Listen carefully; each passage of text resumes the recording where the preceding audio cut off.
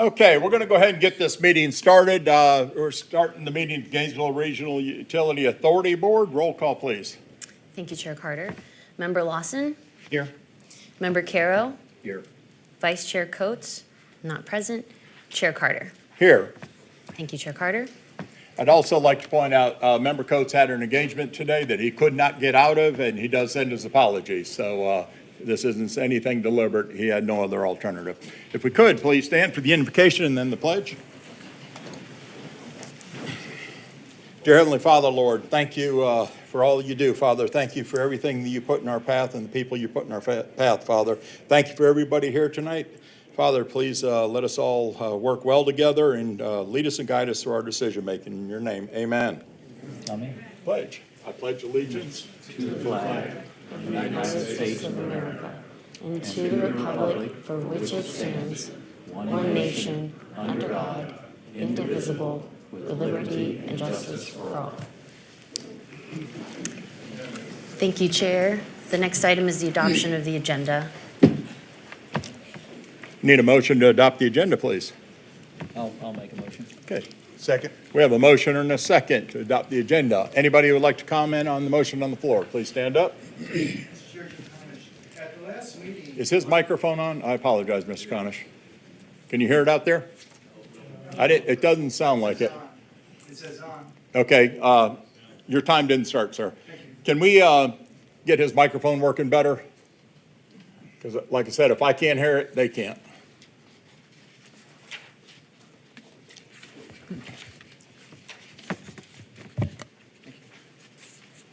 Mr. Chair, Jim Conish. Just looking in the audience to see if everybody's listening. Anything? Still not good. I do apologize. We'll try to get that solved. Hello? We got you now, sir. Thank you. Okay. Thank you for cooperating. Mr. You can go ahead and start your time. sir. Mr. Chair, the authority's very existence is under legal attack by Mr. Nee, fully funded by GRU. This is a desperate measure. I think we need to discuss not only this, but the sudden imposition of the right-of-way permits and fees, another attack on GRU and the ratepayers, sir. They're not cooperating. They're off the rails. They're fully funded. Also, the audited financial statements. They were in the last backup.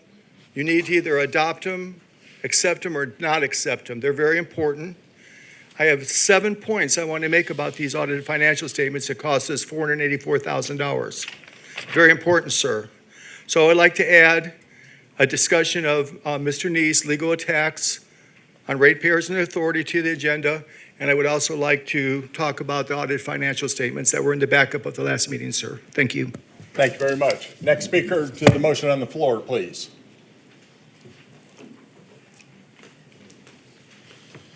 Hello, my name is Nick You have a good Taverdi. voice. Thank you. Thank you. My name is Nick Taverdi. I was born and raised in Omaha, Nebraska, where I got a degree in sustainable energy technology. I have an extensive 11 years experience in the solar industry. And when it comes to the measures on this agenda, I moved here 3 years ago. I've been familiar with GRU's net metering policy. I work with, We're going to be addressing the net metering Okay. independently, so we're That'll be just on next. adoption of the agenda right now, sir. Sorry okay. about that. Oh, my apologies No on problem at all, decorum. sir. So yeah, I'll speak more on that later. I appreciate you. Yeah. Anybody else to the adoption of the agenda? Seeing none, back to the board. Any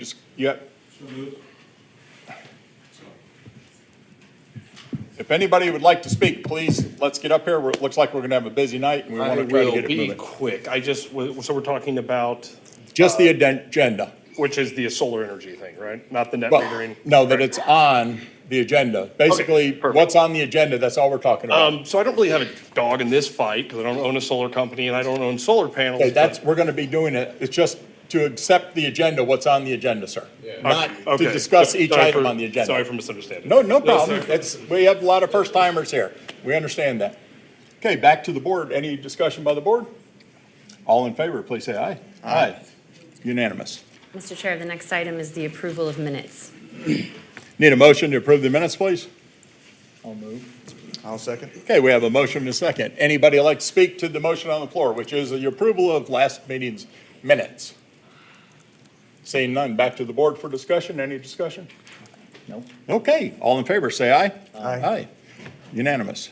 Thank you, Mr. Chair. The next item is chair comments. Okay, so you're all here because you got a letter or you got an email. And I just want to clarify something that wasn't in the email, and I talked to Mr. Jacobson just a moment about it. We are not changing, anybody that has solar now, we're not changing it. We're not changing anybody that's in permitting now at all. The only thing that we're looking to do, and as I've talked to some people actually called me and I ran them through it, is right now, if you have solar and you're using GRU as a battery, which is basically what you're doing, and that's great. We have 1,500 solar customers right now, and it's climbing. As it gets more and more, it affects our generation, and it affects there's a cost to it. So even the poorest person in this neighborhood, in this city, is offsetting and subsidizing solar to some extent. Some people have minimized it quite a bit, but it's still happening. They might be looking at how they're making their bills, but they're still subsidizing solar. All we're looking at doing is for future solar, people will know going right in what we're paying. We're going to pay fuel charges for that solar. That's when we negotiate a solar contract. The last one we negotiated, we were going to put it under fuel because that's what we consider. We thought that would be a fair pricing. In the letter, it said we've been doing the same way since 2009. We actually changed it in 2014. Prior to 2014, we had a different way of charging it, sort of similar to what we're looking at doing again. So it hasn't been going on. It's not illegal what we're doing. We can list off several cities that are doing it. We're not eliminating net metering. That is a false statement. We're changing how we're going to compensate for the solar, and that's something that we should do, because if anybody here thinks it's fair that other people are subsidizing their electricity, we have generation costs, 20 megs of solar out there, have to have generation. A cloud comes over, we got to instantaneously act with a peaker unit, have to have it ready to go. I am for solar. Matter of fact, Mr. Jacobson came to my house to give me a quote. I someday will have it. I hope everybody does, but there is a cost to it, and it should not be borne on the citizens of Gainesville. We have 100 and some odd thousand meters. That's how we're dividing it up. And I just want to let you know, by all means, come up and speak. When we get to the item, I'm going to see how many speakers there are so we can adjust our time. But we're not eliminating net metering. The emails I got, everybody thought, most of them thought that we were eliminating net metering. That is not the case at all. So I just want to assure you that's not what we're here to do, okay? Thank you, Chair Next Carter. item. The next item is general public comment. Okay, under general public comment, this will be something that's not on the agenda, just to make it clear to everybody. And we're going to limit this to 30 minutes. Mr. Chair, Jim Conish, you three swore to uphold Article 7. Let me read you 7.102. In the event that any city charter provision, ordinance, resolution, decree, or any part thereof conflicts with the provisions of this article, the provisions of this article shall govern. Mr. Nee is taking ratepayer money and flaunting this provision, attempting to put forth a referendum without the legal authority to do so in contravention of the charter provision you all three swore to uphold, sir. That is indefensible. He cannot do this legally. I've retained my own attorney. We will be in touch with the supervisor once this provision emerges. And Mr. Walker needs to be put on alert. He's here to protect the utility and the authority from such a brazen, ridiculous legal challenge, consistent with the other legal challenges Mr. Nee has prosecuted at ratepayer expense, sir. This is a waste of our money. This is a waste of our time. No bond validation proceeding can unmuddy the waters after Nee goes through with this, which they're going to do.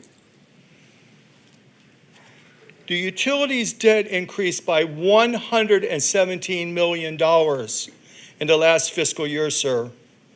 117. Of course you don't want to review the audited financial statements. Of course you don't want to look at the accounting surrounding the retirement of your worn-out power plant, sir.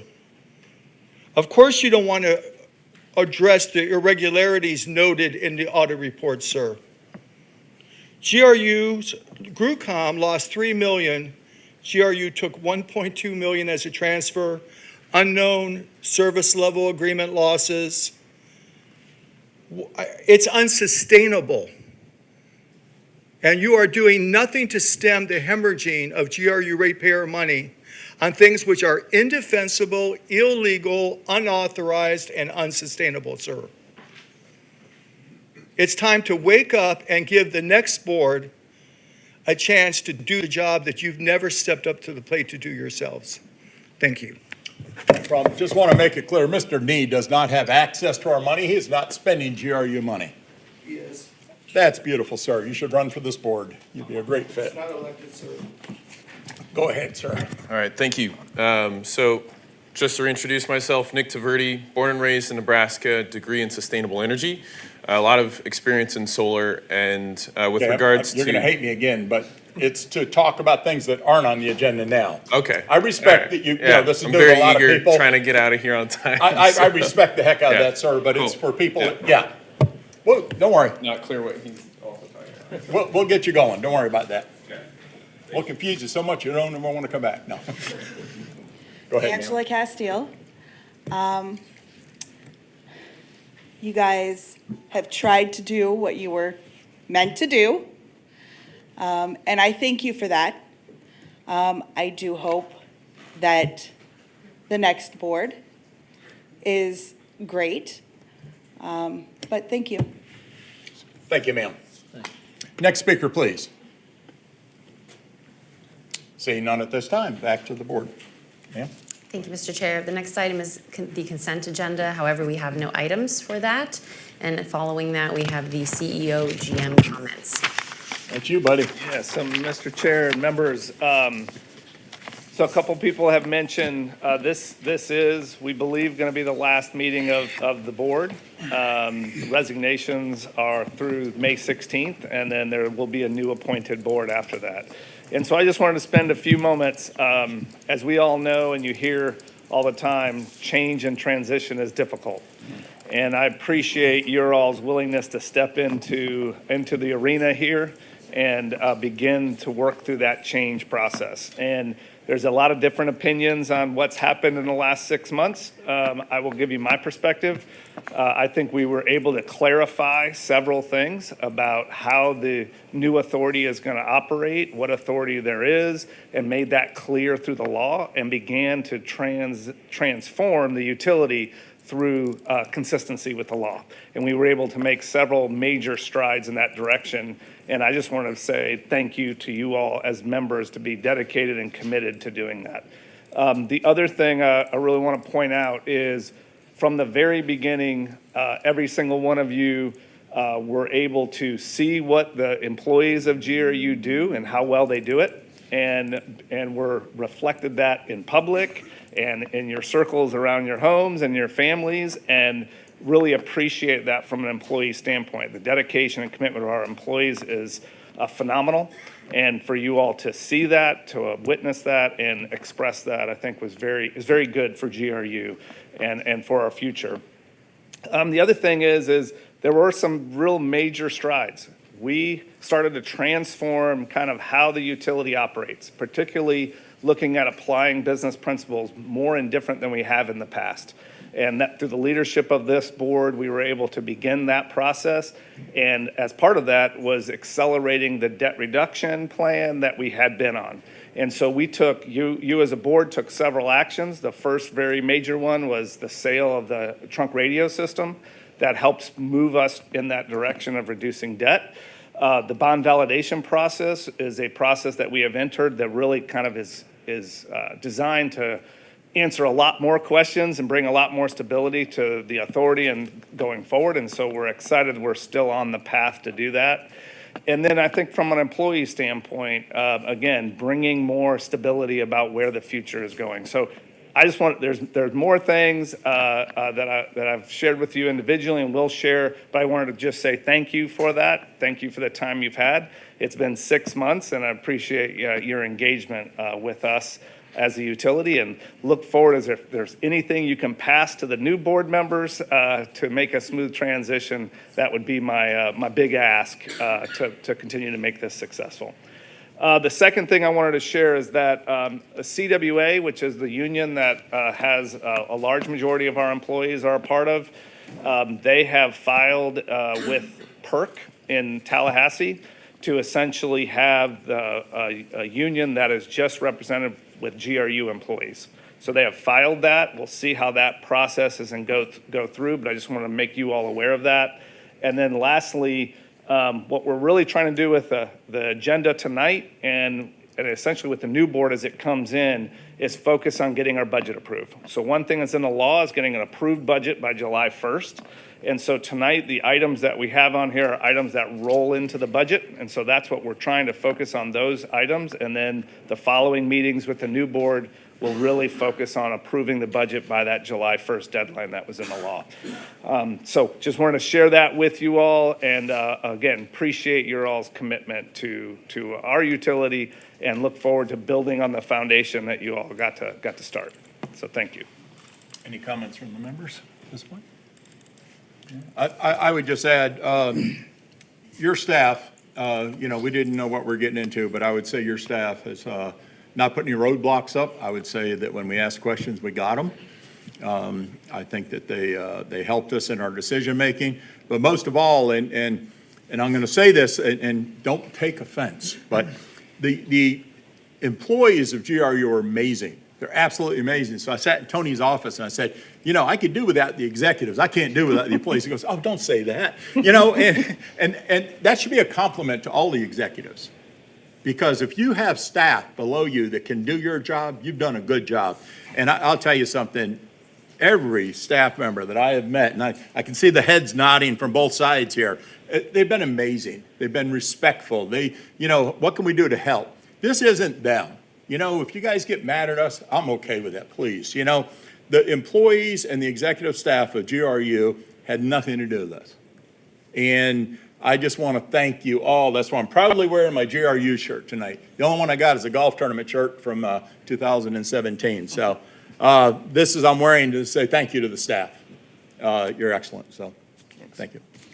Thank you, Mr. Chair. The next item is attorney comments. I would echo Tony's comments, and it's been an absolute privilege and honor to serve with you gentlemen. I feel like exactly the words that have been echoed here, the executive board, who I'm familiar with and becoming more familiar with, are outstanding to work with. They have a very well-led organization here, and all the employees that I've met are just terrific as well. And I feel like we're getting to the point where we're starting to hit on all 8 cylinders, stepping into the breach of a very controversial situation and figuring it out, and managing all of that on your part is not an easy task whatsoever, but you've taken it on and done a very admirable job with it. And it's just been a pleasure serving with you, so thank you. Back at you. Mr. Chair, I do have one brief item to bring to all's attention. Member Caro and I had a discussion about the Attorney General opinion, so we're still waiting on a response from the Attorney General on the previous opinion request that we've submitted. Obviously, we'll send that out as soon as we receive it. But there was a question of, could we potentially add an additional question or ask an additional question of the Attorney General, which is, and I've printed it out for you all so that you can read the question that Let me hand it out. we was sort of posited to our office, which is, does the authority board under the new bill have the right to altogether refuse to authorize a general fund transfer? And if so, do they have to provide justification, or is that refusal by right? One of the requirements of an Attorney General opinion, two requirements that are relevant to you all are, one, that our office is to issue an opinion to you all. I believe that the answer to that question is yes, we have the authority to refuse to authorize any general fund transfer at all, and that we do not need to provide justification for that. The other requirement is that this board approve and vote to approve our submission of an additional request to the Attorney General. So any question that we send to them has to be authorized by you all by vote. So I just wanted to put that out there for your consideration. If you do want us to submit that additional question, we absolutely can, but you would need to take The a vote. initial state the initial question and then the additional question. So the initial question that we had asked the Attorney General, and I'm paraphrasing because I don't have it in front of me, but generally the question was, if we were to authorize a general fund transfer, is the general fund transfer limited, or do we have to take any action to limit it so that the general government doesn't spend it in a way that is not based on pecuniary factors, because we are limited by those pecuniary factors? So that was our initial question, is do we have to limit it in that way? Is it self-limiting because general government may use it for matters that are not just pecuniary related? So that was the initial question that we had asked, and then Member Caro had requested that we sort of ask this a little bit more broad question, which is... But you need the board to make a motion and vote on that and present it back to you then. In order for me to submit this new question, I would need the board's authorization. Yes, and I don't know if this is the proper time to do that, but I would make a motion that we accept this question to be submitted to the Attorney General. And basically, clarification, you're wanting to say that this board can go ahead and stop the transfer just for any reason, no justification? Well, yes, we're asking the Attorney General whether or not, under the law, we, as the authority, and as a board, have the right to deny any transfer to the city, to deny a transfer. And- Yeah, I mean, the part she read, though, without justification, I don't think you run any business without justification. And you know how I feel about the Well, the transfer. Attorney General may come back and say that. Well, I know, but I'm just saying, for me today, I would not want to even ask the question because, and I'm just being honest with you, you know how I feel about the transfer. I'm fine where it's at, and, I think we need to move on. Even telling the city what they can do with the money. I was very honest about that. That's not our job. Our job's to run this utility. If we give them $100 million and they want to go burn it in a fire, I don't care. I mean, I do, but it's not my job to police them. So I'm just letting you know how I feel. Well, and I think that fundamentally, I mean, we're $1.9 billion in debt. And I hear you. Any justification would be simply that we're trying to take care of business here and pay off debt and reduce rates. Yeah, I mean, I hear you. So you've made the motion to ask the question? So I would need a second to ask the question at this point. And if not, you second it? Okay. Okay, we have a motion and a second on the floor. Anybody like to speak to the motion? Seeing none, back to the board. All in favor, say aye. Aye. No. So it dies. It had to be unanimous. That's fine. So, Yep. okay. Okay, That's all the updates we have. no problem. Thank you, Mr. Chair. Excuse me. The next item is resolutions, and, sorry, just as an update, unfortunately, the microphone that we did have was not charged correctly, so okay. we will have the puck mic. It should pick up without holding it, however, it didn't seem to do so, so unfortunately, the public may have to hold it, so we do apologize. I do for that. apologize for that, and, if we go like this, that means lift it up a little bit and just deal with us. I'm sorry. Additionally, we also have some citizens waiting in the lobby and viewing the meeting that way. So we Okay. want to be aware of that for the public comment, that there may be some folks that need to come in as well. And they've been made aware to come in as So you do we're gonna public need to comment. tally how many people would like to speak, because when we get to this, what we like to try to do is figure out how many people like to speak. Typically, we give you 3 minutes, and if it's available, we definitely want to give you the 3 minutes. Some people might just be here to learn and listen. So if you don't mind, I'm not going to ask you to fill out a form or anything, but if you could raise your hand if you're planning on speaking on net metering, love to get a tally. And then how many do we have in the lobby? About 20. Well, I just trying to figure out how many want to speak. That's the question. If we could find that out, Yes, we'll find that out, Mr. Chair, and then. yeah, because typically, I mean, We try to do it, so if we have 30 people, we're gonna have 30 minutes. I mean, so we're gonna have a minute a person, so Okay. whatever you find out, okay? Yes, we just had a staff member go to check. Would you like me to proceed with introducing the item? Yes, while we're go waiting ahead, for just that? everybody knowing, pardon me? 12 wanting to speak, so what's our total? So I would say roughly 30 to 35 people. Why don't we just say a minute a shot, and then if we go past 30 at that, let's just deal with it, Okay. It's gonna be hard to get your feelings in a minute, the way it is. Okay, so 1 minute per person. Okay, thank you, Chair Carter. Okay, so the first and only item on resolutions is item number 2024-178, resolution authorizing changes to customer-owned renewable generation policy. And I'll read the title of the resolution into the record.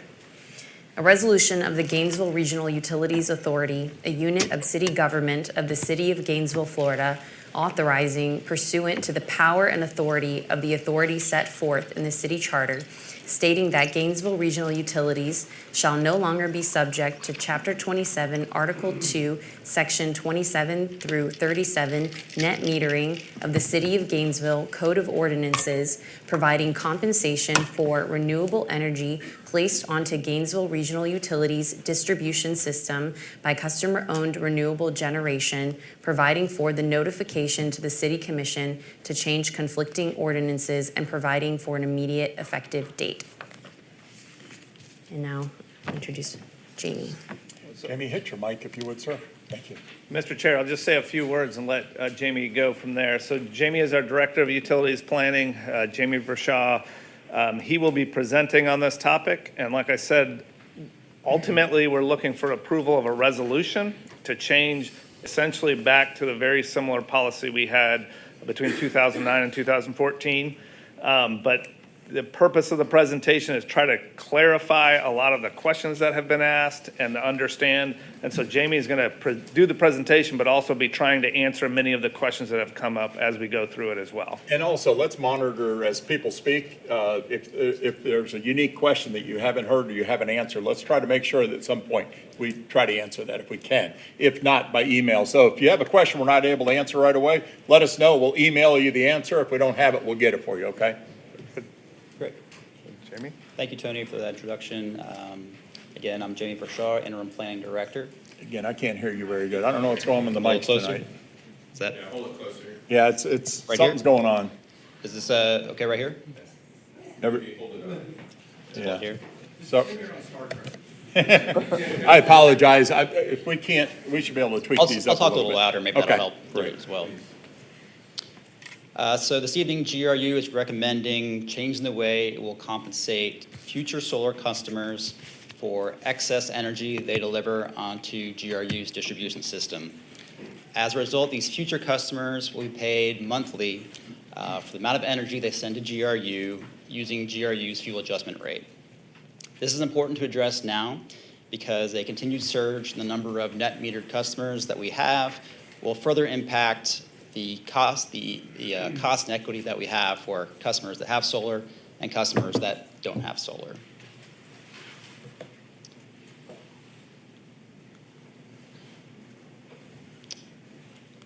Let's see if I can figure this out. So far, not.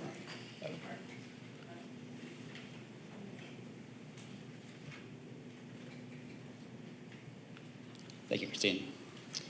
Before we get to the agenda, I was asked by our customer service department if I could just share that GRU does not install solar panels. We don't sell solar panels.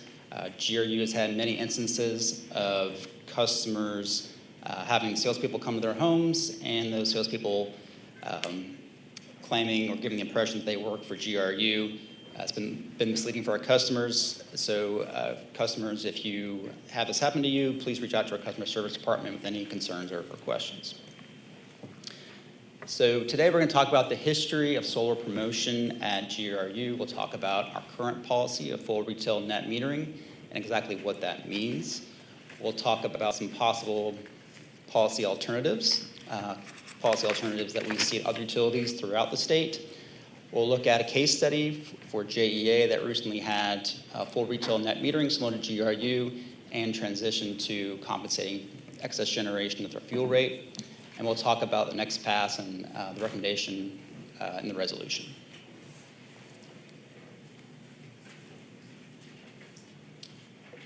The history of solar and the intersection with utilities began with PURPA, or the Public Utility Regulatory Policy Act. This was instituted in the 1970s in response to the oil crises. And the goals of PURPA were to reduce demand, reduce energy demand for the country as a whole. So PURPA required utilities to purchase any generation that came from renewable sources or from any cogeneration. So the whole goal of was to reduce demand across the grid and to increase the use of domestic fuels. During this time, utilities were something required to purchase renewable energy from renewable generators, but there weren't very many of them out there. Solar was extremely expensive at the time, and cogenerators were few and far between. Cogenerators produced electricity in a traditional fashion and then recovered that waste heat for some useful processes. So there weren't a lot of these systems out there.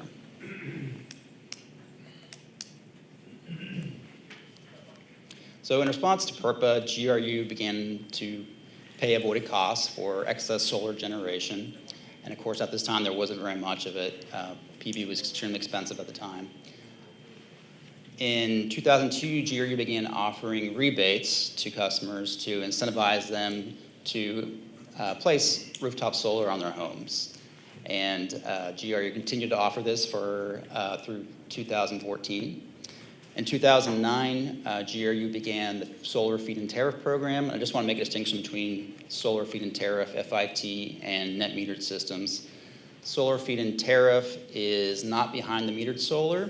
It is solar that is in front of the meter that is saying that it's injecting its energy directly into GRU's distribution system. It's not offsetting any load. So GRU stopped this program in 2014.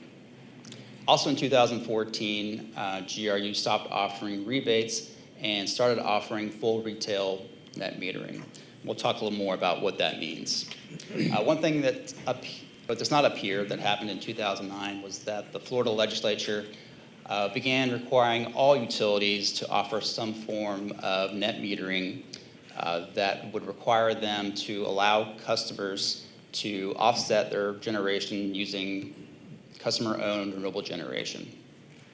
So in that 2009 legislature, the investor-owned utilities were required to do things that were much more stringent than the municipal utilities and the rural cooperatives. So the investor-owned utilities were required to offer full retail net metering. The municipal utilities and rural co-ops were not required.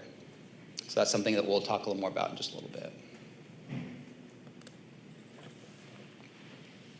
So I'd like to explain in a little more detail what full retail net metering is and why it's such a challenge for utilities right now. So full retail net metering probably is best described with an example. So if you have a home and you have solar on your home, during the day, if the sun is out, those solar panels are producing energy. And if it's a mild day, say like it was 2 weeks ago, those solar panels are probably producing more energy than your home is consuming, and it's pushing energy on the grid. If it's a warm summer day and your air conditioning is running, those solar panels are probably not producing as much energy as your home requires, and you're pulling energy from the grid. Net metering takes a look at the difference between how much you pull from the grid and push to the grid and bills you for that difference. However, in full retail net metering, GRU not only acts as the reliable local utility, it also acts as a free battery. So all that energy gets pushed to the grid, gets pulled back from the customer. And the result is what they call full retail net metering, because customers are compensated at the full retail rate. If at the end of each month there is more energy that's pushed to the grid than is pulled from the grid, those energy credits actually roll forward to the next month for those customers. That is the model that the investor-owned utilities are forced to offer, and that's currently what GRU is offering as well. If at the end of the calendar year there is a balance of those energy credits, then GRU has been compensating those energy credits at GRU's avoided costs, which last year was a little over 5 cents. So again, this model is mandatory for IOUs, investor-owned utilities. It's not mandatory for municipal utilities. There was a bill backed by utilities a few years ago that was going to allow the investor-owned utilities to change net metering requirements, but ultimately it was vetoed by the governor. So since GRU began offering net metering in 2014, the solar market has changed dramatically. As you can see, solar prices have come down from a level of $3.50 in 2014 to under $3 today. So participation has increased to levels that are starting to disrupt the equity between customers that have solar and customers that don't have solar. GRU, like any utility, has a lot of fixed costs, and those fixed costs are paid by customers in their retail rates. With full retail net metering, those fixed costs get shifted from customers that do have solar to customers that don't have solar. Additionally, solar is sometimes marketed as a way to make money from the utility, not to reduce their energy consumption. Furthermore, when excess energy is pushed on the grid, it has less value to the utility than when it's pulled from the grid. As an example, for the past 2 weeks, the weather has been very mild, and GRU has ties with other utilities to buy and sell power. And GRU's system dispatchers always look for opportunities to buy low and sell high. So last week, weather was very mild, demand was low across the state, and GRU could purchase power for about $20 a megawatt hour. However, full retail net metering customers were receiving a credit about $120 per megawatt hour. So there's a big difference between what that energy is worth. So in essence, the existing net metering infrastructure is outdated. Here we can see the surge in net metered applications that we've seen over the past several years. We've seen over 400 applications in the past in 2023, and we're on track to even exceed that this year.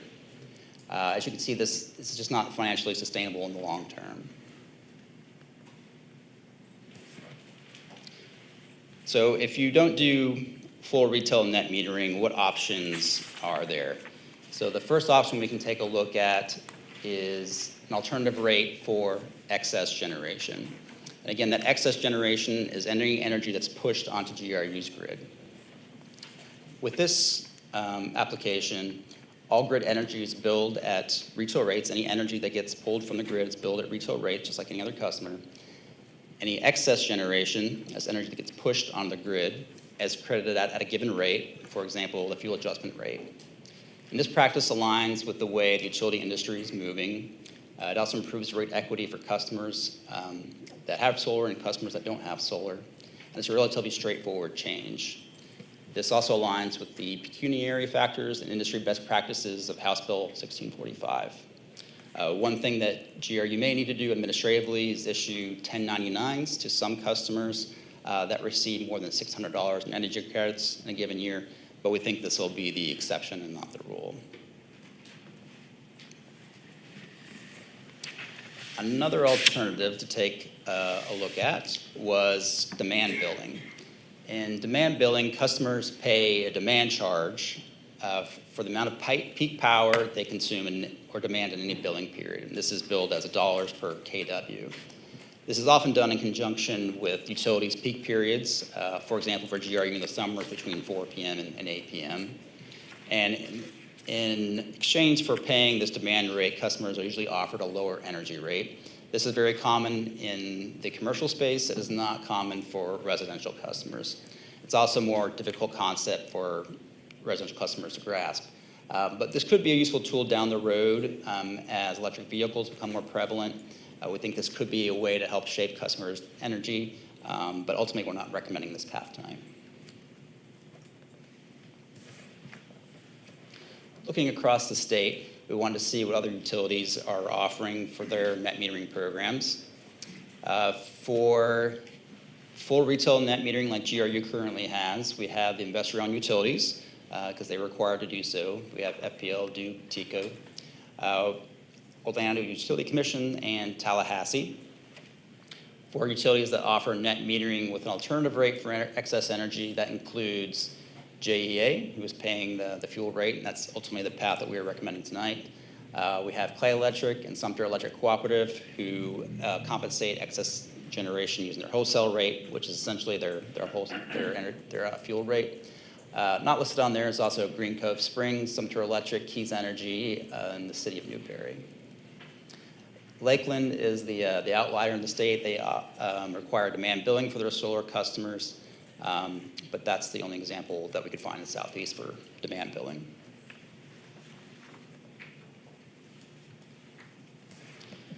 So we want to take a look at JEA and their experience with moving from full retail net metering to paying the fuel rate for excess energy. They started this process in 2018. In conjunction with this move from full retail to paying the fuel rate, JEA also offered a very generous incentive to install a battery in conjunction with the solar system. They offered a $4,000 incentive for customers to install a battery. This has since been discontinued, but interestingly, they have still seen a lot of net metered customers installing systems with batteries. They also grandfathered their existing customers for 20 years, and they did not see a significant drop off in the number of projects. They're actually seeing many more projects now than they had prior to this change. They did face a lawsuit from a solar advocacy group who opposed this change. This case was ultimately dismissed for a lack of standing.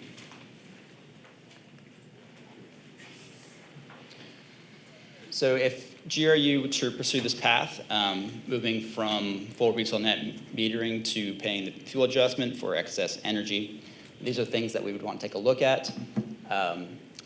All current net metered customers will be grandfathered. If you have solar today, your billing structure will not change. Our current interconnection agreement does not allow us to change it, so there will be no changes to existing customers. We would like to revise our interconnection agreement and remove any references to compensation in that interconnection agreement, and it'll be referenced within our energy delivery guide. GRU's energy delivery service guide will be updated to reflect all these changes as well. And there will also be a change in GRU's billing system, and this change will have a cost. Our last estimate is that it'll be about $65,000 to make this change. Any change to our billing system is neither quick or inexpensive. But we know that this cost will be offset by savings within 6 months. And we believe these billing system changes should be effective by October 1st. So for next steps, we are recommending that the GRU authority pass a resolution stating that GRU should no longer be subject to net metering ordinance. We will revise our interconnection agreement. We are also updating our insurance requirements to align with other utilities so that any system that's larger than 10 kW will have a higher requirement for insurance. And GRU will begin compensating new net metered customers, those that provide a letter of intent after today will be compensated for excess generation at our fuel adjustment rate, which is currently 3.5 cents. And we'll revise all of our customer-facing documents to align with these changes. But there are 5 components to the resolution, and this is a little different than what was in the backup, just because I know we had a change that came in after we had the presentation ready. So the first part of the resolution states that Gainesville Regional Utilities shall no longer be subject to Chapter 27, Article 2, Section 27-37, net metering City of Gainesville Code of Ordinances. Second part of this is that customers that submit a letter of intent to construct a solar PV system by April 17th and meet all the requirements in our energy delivery interconnection guide, they will be compensated for excess generation according to their interconnection agreement, which is what we have in place today. If we receive a letter of intent after today, that is Section 3, Those customers will be compensated for excess generation at GRU's then current fuel adjustment. Section 4 states that GRU shall notify the City Commission of the need to amend conflicting ordinances in accordance with this resolution. We'll work with the city through that. And the last part is that this resolution shall take effect immediately upon adoption. Jamie, clarification. Regardless of what we do, section 1, we're doing it. We have to by the law. Because our billing can't be a part of the City of Gainesville's ordinance. Am I correct? Okay. So that's got to happen regardless. So if anything, we might have to split this. Okay. And ultimately, the staff recommendation is that the GRU authority adopt the proposed resolution. And of course, I'm happy to answer any questions that come up. Any questions? Have there been any court rulings that are for or against us that support your recommendation? Because I know JEA sort of went one way and then they changed direction, but what about this recommendation? So JEA, they switched from full vehicle net metering to their current, which is paying the fuel adjustment, which is the way we're proposing. So in that they had the one lawsuit from a solar advocacy group that was claiming they would not be able to realize future savings, and ultimately that case was dismissed. The other utilities within Florida that have the same net metering arrangement, wasn't able to find any other courts, any other lawsuits against them. We did speak with the Florida Municipal Electric Association's council about this particular topic, and they actually helped navigate some of those utilities through that process. And he said, no, there's an intentional carve out for municipal utilities, for rural cooperatives. There are strict guidelines, strict rules for investor-owned utilities that munis are not subject to. Scott, have you all? We could not find it either. We looked for it. We have the Community Power Network Corporation doing business as Solar United Neighbors versus JEA. We have that opinion, but as you said, it's not decided on the merits of the case. It was lack of standing for the Solar United Neighbors. The opinion does go into a little bit of the facts in the case, but it really doesn't decide it on that specific issue. We can't find any cases that have been decided. Do you feel like this proposal is still in compliance with state regulations, I do. state law? I do. Thank you. Yes. Okay. Anybody else? Okay, so if we're going to do this resolution, we would need a motion. I'll make a motion. Okay, we have a motion on the floor. Do we have a second? Second. Okay, we have a motion and a second. This is your opportunity to speak to the net metering.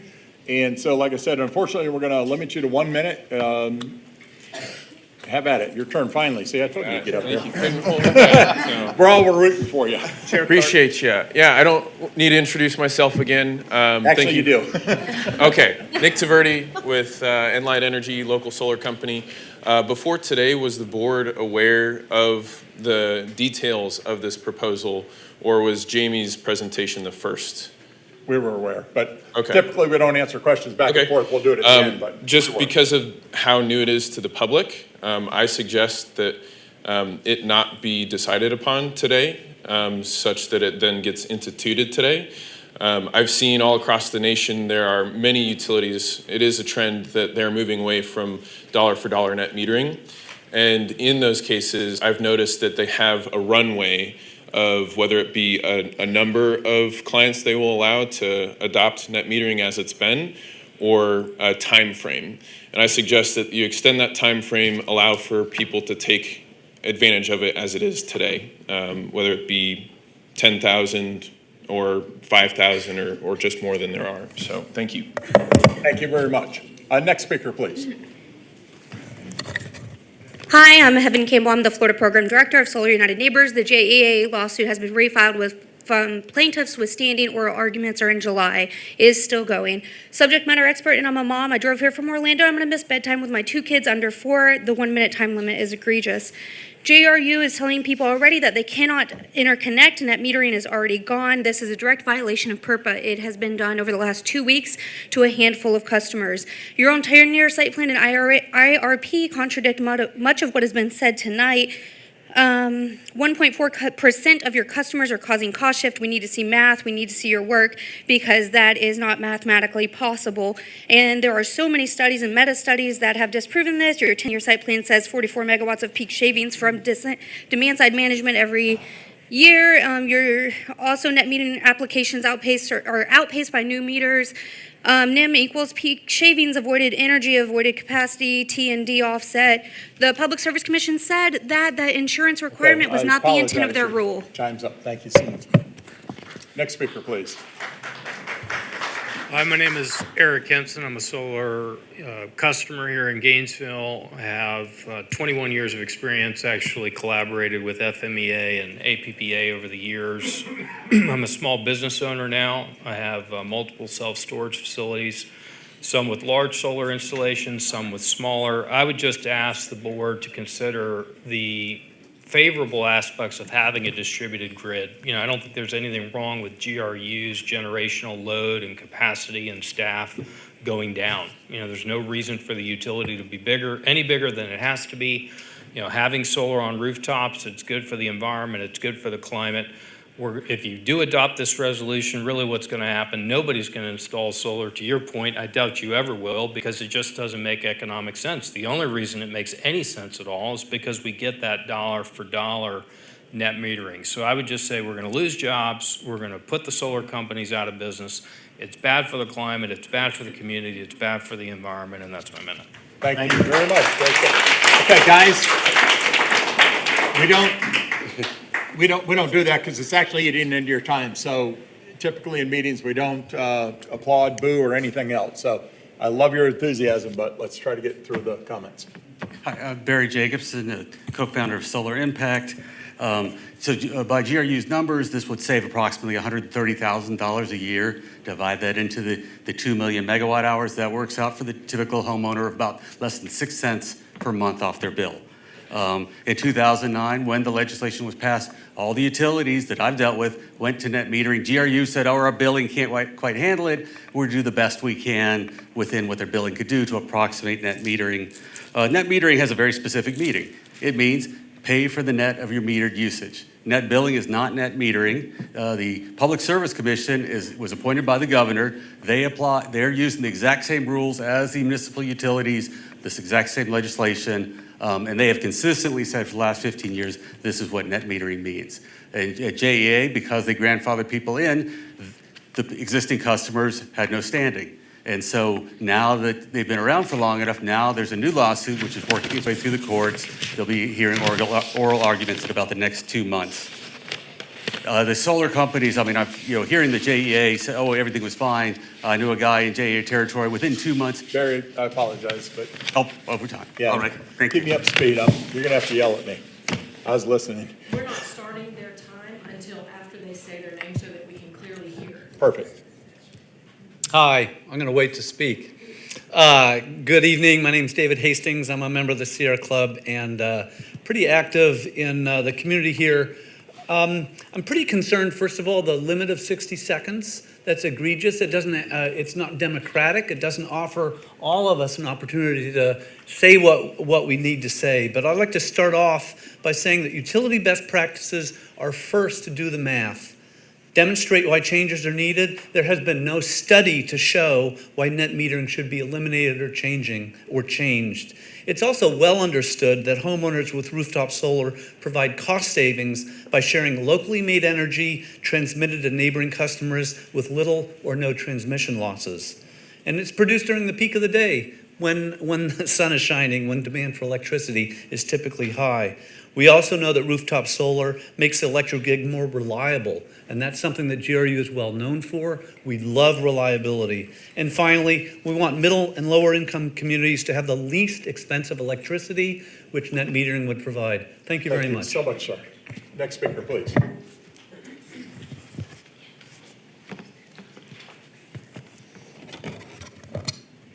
Hi there, my name is Daniel Blumberg.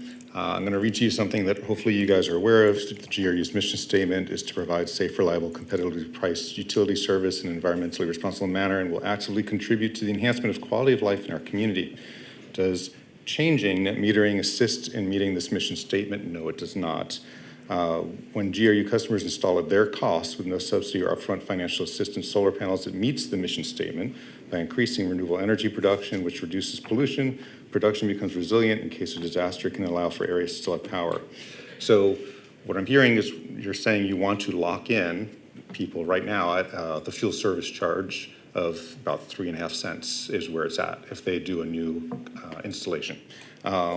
Osiris is getting a little over 4 cents per kilowatt. So you're actually giving a corporate customer more than you're offering to your residential customers. GRU wants to pay net metering customers potentially nothing. That was fixed by mentioning the fuel service charge. Thank you. Next speaker, please. I'm Elaine Jacobson. The argument that GRU presents that net billing doesn't violate the Florida net metering statute means that the intent of the legislation was that utilities could pay whatever they want for solar. I think that's ridiculous. My mom told me, and I tell my kids, just because somebody else is doing something doesn't mean that it's right. There are 2 additional reasons that this move from net metering puts GRU in jeopardy of losing a major lawsuit.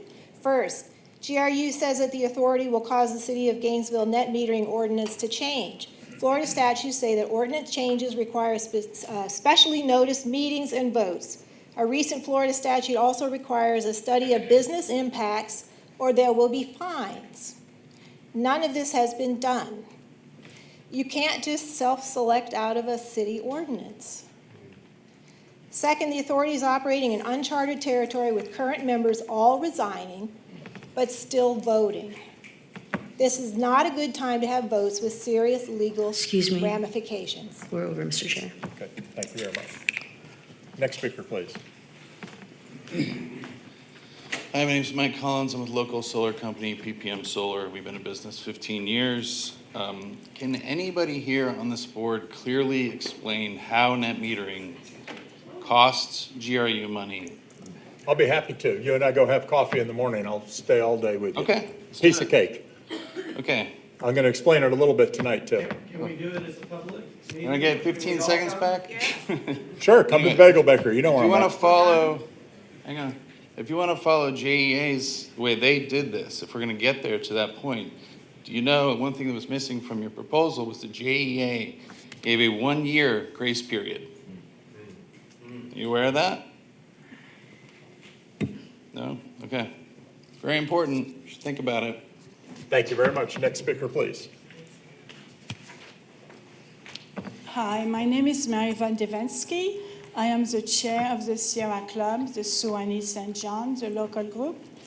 And I'm also a resident of Gainesville and a customer of GRU. I would like you not to make any decisions tonight, given that you are not going to be the next board. You're not going to be members of the next board. And I want to read to you this.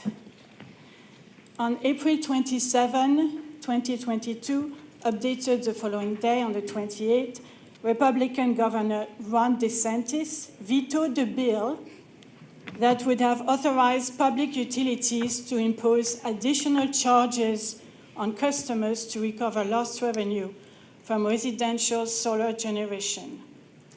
In his rejection, DeSantis wrote that, and I'm going to quote the governor, "The state of Florida should not contribute to the financial crunch I apologize, that our ma'am. citizens are I apologize. experiencing." Your time is up. Sorry. No, it's not up. It's actually up now. Oh, well, I'm sorry. Okay, no problem. Okay. Next Thank speaker, you. please. Thank you. Good afternoon. My name is Mason Lusk. So the point of solar is so that we're not relying on oil. We don't have to bring oil in. We want to keep our environmental impact down so that we can keep hunting and fishing and doing all the things in Florida that we love, right? So it should not be looked as a moneymaker for companies, is a big deal. weakening net metering to a point where the savings of customers is negligible and will hinder further solar installations, damage small business companies that install and maintain solar industries. So if you're weakening something to the point where it's not profitable or viable, that's the same as getting rid of it because no one's gonna get it, you know? About the price changes, you don't have to pay the same logistics for fuel that you pay for solar. There's no trucks bringing your solar power over. Your batteries already exist. You don't have to create new ones. Yes, those cables already exist, but still. Also, I find it hard to understand how GRU can charge such high amounts for energy, yet you're always struggling, always. But have a good one. Thank you for your time. Thank you very much. Next speaker, please. My name's Kevin Endries. I'm the CEO of Solar Impact. I'll read to get through with my 1 minute. So the resolution before the board makes a somewhat interesting reading. The need to allow GRU to no longer be subject to this ordinance for net metering has been framed as a social issue in terms of rate equity imbalances. My understanding is that the board is not expressly not permitted to actually consider social issues when it comes to making decisions of this nature. There'll always be solar and non-solar customers, therefore there'll always be somewhat of a rate inequity. It seems like a logical fallacy to me. It appears the board is being asked to take a decision regarding net metering, taking into account I've spoken about the rate inequity, and I'm going to go finish the quote that she started. Last year, FPL put forward a fairly aggressive measure with a bill to try and get net metering changed, and Governor DeSantis vetoed it. And I'll read what he said. Given the United States experiencing its worst inflation in 40 years, consumers have seen steep increases in the price of gas. Thank you very much, sir. I apologize. We're not going to hear what Ronnie DeSantis said, apparently. Good day. My name's Sarah Younger. I'm also a member of the Executive Committee for the Solani St. John's Group. I'm here today as a resident of Alachua County, a solar homeowner. And I wanted to first also finish some of what our chair was trying to share with you. When Ron DeSantis wrote this, the statement that was to reject a bill that was counterproductive for solar, he basically was referencing nationwide inflation that was affecting people's budgets. And obviously, that inflation is still today. So I would ask you to consider what you're doing in light of the changes that you're proposing. There are a number of people here who are in the industry. Obviously, there are also reports out there about when is it appropriate to adjust net metering, and we have not even come close. If you look at the industry, it's at 10% penetration. We're not even close to that in Gainesville. Thank you. Thank you very much. Next speaker, please. Hello, thank you. My name is Jason Gonis with PPM Solar. I had to cut my speech short, so I'll just get into some of the benefits that net metering brings in Gainesville. Supports over 100 local jobs directly with many more in related sectors, fosters energy independence, reducing our reliance on unpredictable external sources, helps reduce carbon emissions, significantly making our air cleaner and environment healthier, contributes to economic savings by reducing the need for costly grid upgrades, enhances community engagement with sustainable practices and elevates property values, provides stability to energy costs, protecting us from fluctuations in fossil fuel markets. In light of these insights, I encourage us all to envision the future we desire for Gainesville. Let's embrace policies like net metering that empower our community to manage its energy needs sustainably. I respectfully request you defer any decision to change our current system until the new board is in place, ensuring thorough evaluation and extensive community engagement. If a decision is necessary today, I urge a thoughtful approach that includes a longer transition period, allowing us to adapt responsibly. Given the lack of clear cost savings from removing net metering, an abrupt change seems unwarranted and could jeopardize local jobs and businesses. Thank you all. Thank you very much, sir. Next speaker, please.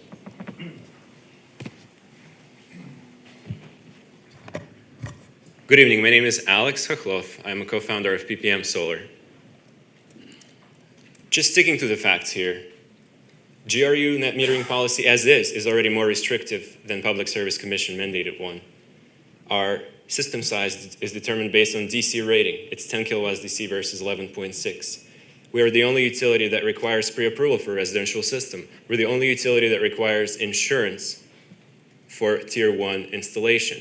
We are starting from behind of what PSC is currently doing. GAA did allow 1 full year of grace period after implementing, and I don't know if we want to follow GAA They have well-known issues with their leadership. I would like to ask two questions. What are the savings that are calculated? What is the benefit of this termination? And what is the current solar penetration in our utility? Thank you. Thank you very much, sir. Next speaker, please. Hi, my name is Erin Merton. I'm a proud solar owner. I have a 7.5 kilowatt system that I've had for 7 years. I also work for UF Health. I am here because if you cut net metering and I were a new purchaser of solar, I wouldn't do it. Financially, it would be stupid for me. With my current system, it's going to take me 18 years to pay it off. I am not making money off this system. I will probably never make money off this system. So that was almost insulting in your presentation that says that we do this for the money. We don't, okay? I do it because I care about the environment. I do it because I care about my neighbors. With the current system, if we shift to that, even if you keep us here, we're going to lose solar. In your presentation, you put that JEA did not see a decrease in customers. You cited research, but you didn't actually cite the research. In my world as a medical professional, when you throw up a study, there's a citation with that. I would love to see that citation so I can read this study myself. Thank you very much. Next speaker, please. I will give you my email. I expect to see that study, please. Thank you. My name is Eric Smith. I'm a homeowner here in Gainesville, and I feel that it's important to encourage an adoption of a mix of green energies for environmental reasons. In a couple of months, I'm going to lose my homeowner's insurance as my insurer is leaving the state of Florida in large part due to the worsening weather situation. I know that encouraging a bit of green energy adoption here won't change that, but I feel like as a matter of principle, it's an important thing to continue to do. I appreciate that balancing a budget is not an easy thing, but it's my understanding that approximately 80% of Florida is still under the law that requires the one-to-one net metering, and it just doesn't feel appropriate to me that we should, take the lead in decreasing incentives to adopt those things. Thank you very much. Next speaker, please. Thank you. I'm Catherine Tucker. I'm a Gainesville resident. I have solar power, and I also study governance. And I would like to say that it is a key aspect of good governance to involve the public, and it is the responsibility of GRU, according to its mission statement, to make decisions for the quality of life and for the welfare of the people of Gainesville. Taking a decision that is going to reduce the very limited benefit in terms of economics of customers by eliminating net metering is not going to benefit the welfare of Gainesville. It is not going to benefit our health. Currently, GRU depends primarily on non-renewable energy sources. These are energy sources that are polluting and cause contamination to the air and the environment at every stage of processing, use, and fuel generation. That is not the case with solar power. It is the interest of GRU Thank you very much, and all ma'am. I'm people in sorry. Gainesville to Thank you, ma'am. have solar energy. Hello, Chair Carter and members. My name is Kathleen Walston Pagan. I'm a resident of Gainesville. I returned to Gainesville in 2000 after being away 12 years from the great city of New Orleans. I know what it means to miss New Orleans. Every time there's severe weather and flooding, I grieve. I did training with Climate Reality Project during the pandemic virtually. A warming atmosphere holds more moisture. That's why we're seeing more severe storms. I retired from the county last year, chose Woody Guthrie's birth date for my retirement date. This land is your land, this land is my land, the sun is everyone's. It's powerful. I signed a contract in December with a local company utilizing my retirement funding. Like the previous speaker, it'll probably take 20 years for me to get that money returned. I did not invest it. I wanted to do something good for the environment. I have a couple of questions. How could Excuse this me, Mr. Chair, we are over. Well, the most I important one. apologize. Your time's up, ma'am. I Okay. apologize. Can we yield some of our time? No, we don't. No, no. What about the gas rebates right now? We're all Ma'am, I'm paying sorry. those.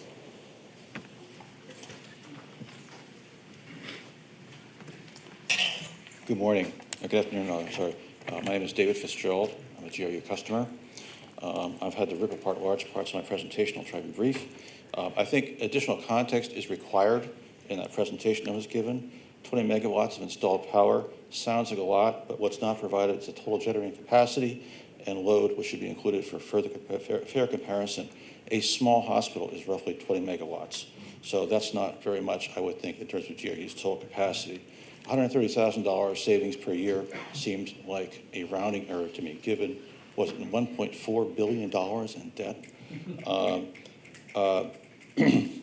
If you really want to alter the capital expenditures and capacity for the system, this is not the solution. You need to go to either a time of day or a peak power adjustment billing system.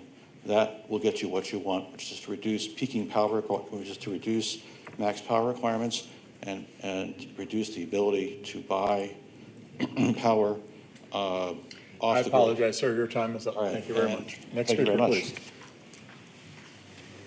Is the mic right here? Yes, sir. Thank you. Okay, cool.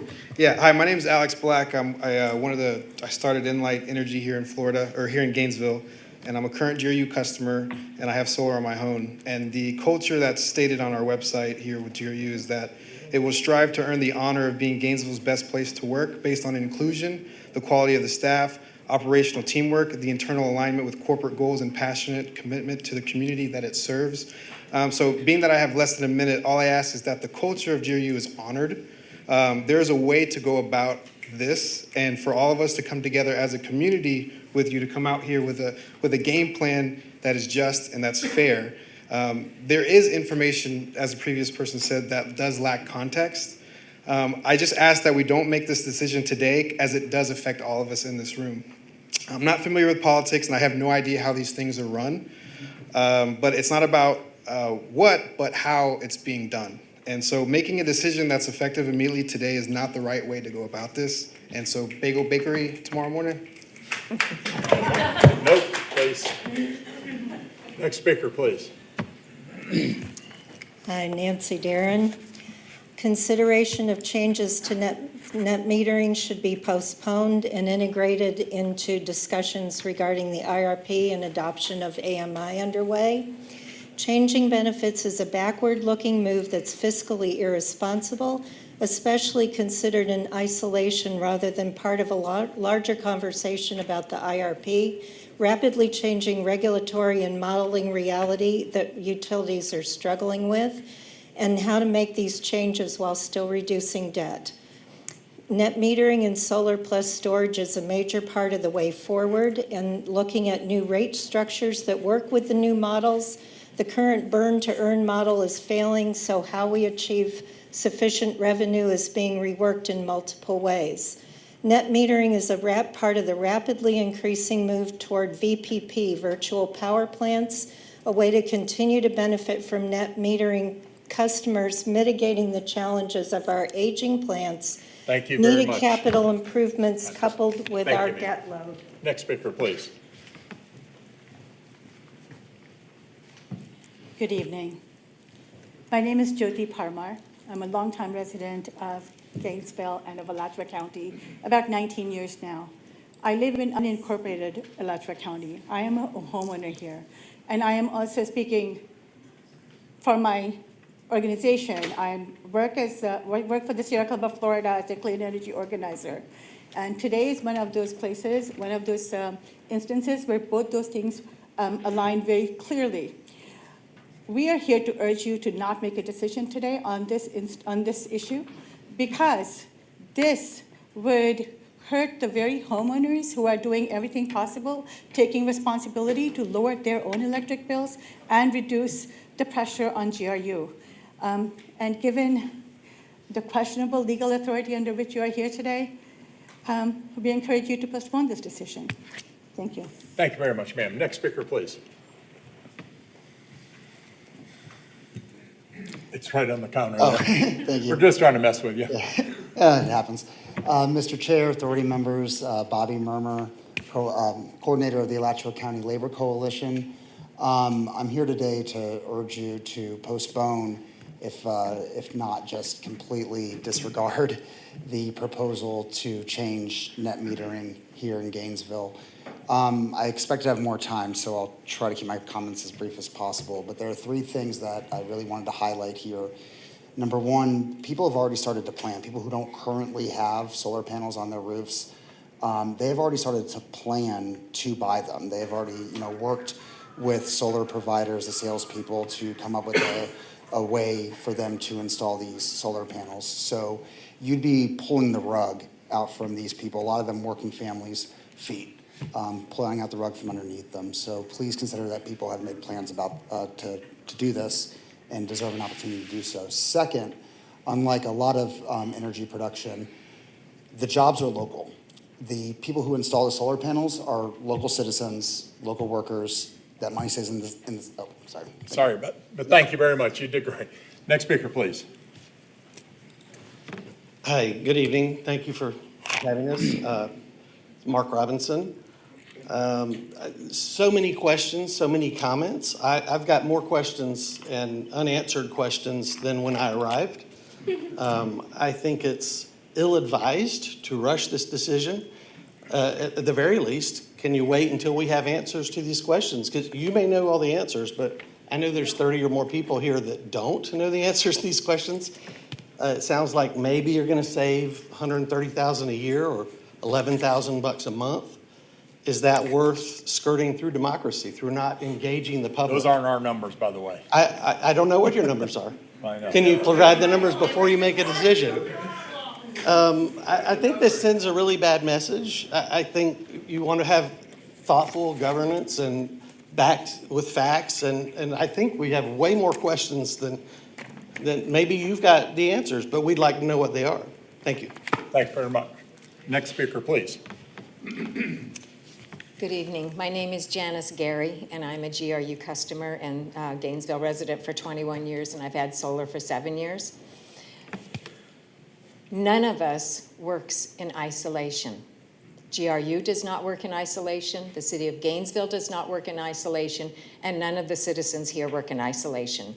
Since this board sat at that dais, the conversation has been that you are absolutely independent of any of the rest of it, and it simply isn't true. We are your customers.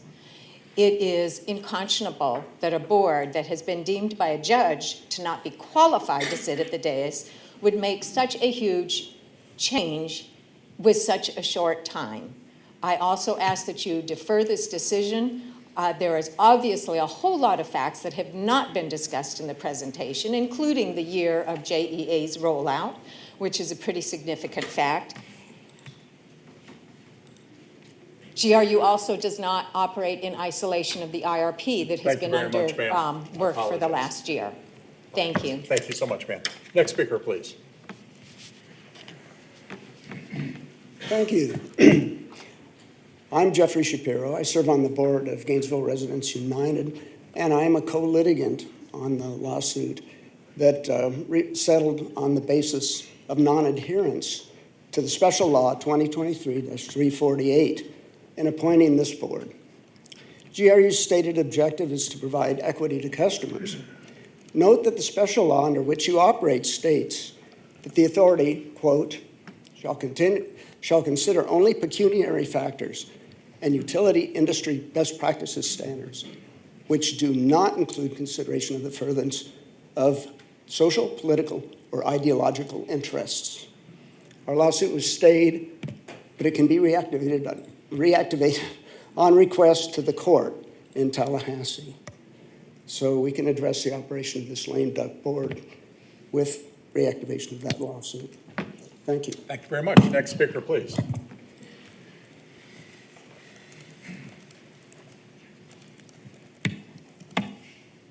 Good evening, Ellen Siegel, solar homeowner and a 4-year resident of Gainesville. I want to start by thanking you, Chairman Carter, for your graciousness. These are difficult, sometimes adversarial meetings, and you set a good tone, and I appreciate that as a citizen. I have a couple of points to make. One is I would really like to see our GRU Authority Board shift your paradigm from penny pinching and seriously, and look at a paradigm shift to move what we're doing with our utility in line with what our city and our county are doing in terms of climate action plans. I would like you to think big instead of so small. I'd like you to put your energy into all this energy you're putting into these conversations, into lawyers, into supporting renewals. I would like you to reduce our dependence on foreign oil, on burning biomass. I'd like you to harden our grid against extreme weather by supporting rooftop solar. And I do join the request to delay this vote at least. So much, ma'am. Next speaker, please. Hi. Hello. Kristen Bryant. Mr. Chair, thank you for the time. I have the question from Kathleen Pagan. She asks, how much solar could reduce demand enough to prevent needing new major generator facilities? Thank you. And if you get her information, we'll have to email her that answer if you don't mind. Thank you. Ken McGurn, you need to keep the net metering because it's the right thing to do. Thank you. Thank you, sir. Next speaker, please. My name is Curtis Christie, retired civil servant, disabled veteran, former missionary, and this process sucks. And the time you're allotting for this is ridiculous. If you go ahead and do this without getting the full input of this community, I want to volunteer to work on whatever kind of lawsuit whoever's putting it together has, and I will be there for you. Thank you very much. Any other speakers at this point? Seeing none, back to the board for discussion. Nothing? I don't have a lot of questions. You have a lot of questions? I don't have a lot of questions. You, sir? Yeah, at this point, no. Okay. I'll just continue on what I said before, and it's, I guess it's a no-win situation up here, because if we say it's not fair that our less fortunate people are subsidized, and you can't take that into consideration. But on the other cases, it is in consideration. So just as a fiduciary thing, it's a good move for GRU. I made a volunteer. I will tell you how it costs money, but I'll give you an example. A friend of mine owns a gas station, and I'm going to go put 5,000 gallons of gas into his tank, and I'm going to go fill my car up whenever I need to. Well, I only use 4,000. He's going to pay me retail for that gas. How long is he going to be in business? We can't keep being a battery. So what if we have 30 megawatts, 100 megawatts, 200? When do we stop? If it's not today, when do we stop doing this? Solar's, please stop. I'm talking now. I didn't interrupt you. No. Well, that's the advantage I get. People said it's not about the money, but that's all we heard. I would not do it if it wasn't for the money, is what you're saying. 10%. You know? The money's not all you heard.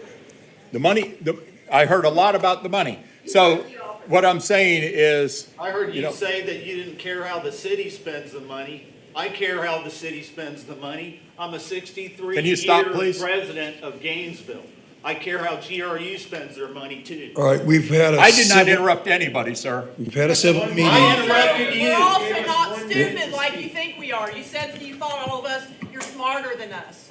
We don't appreciate that. Oh, I said that, okay. We've had a very civil meeting this evening. We speak from the podium through our chair. For 1 And minute, nobody can we're say going anything. to adhere to the requirements of civility. We run the meetings in a way because we have to conduct business. It's part of the process that we engage in. So I would ask that you be respectful.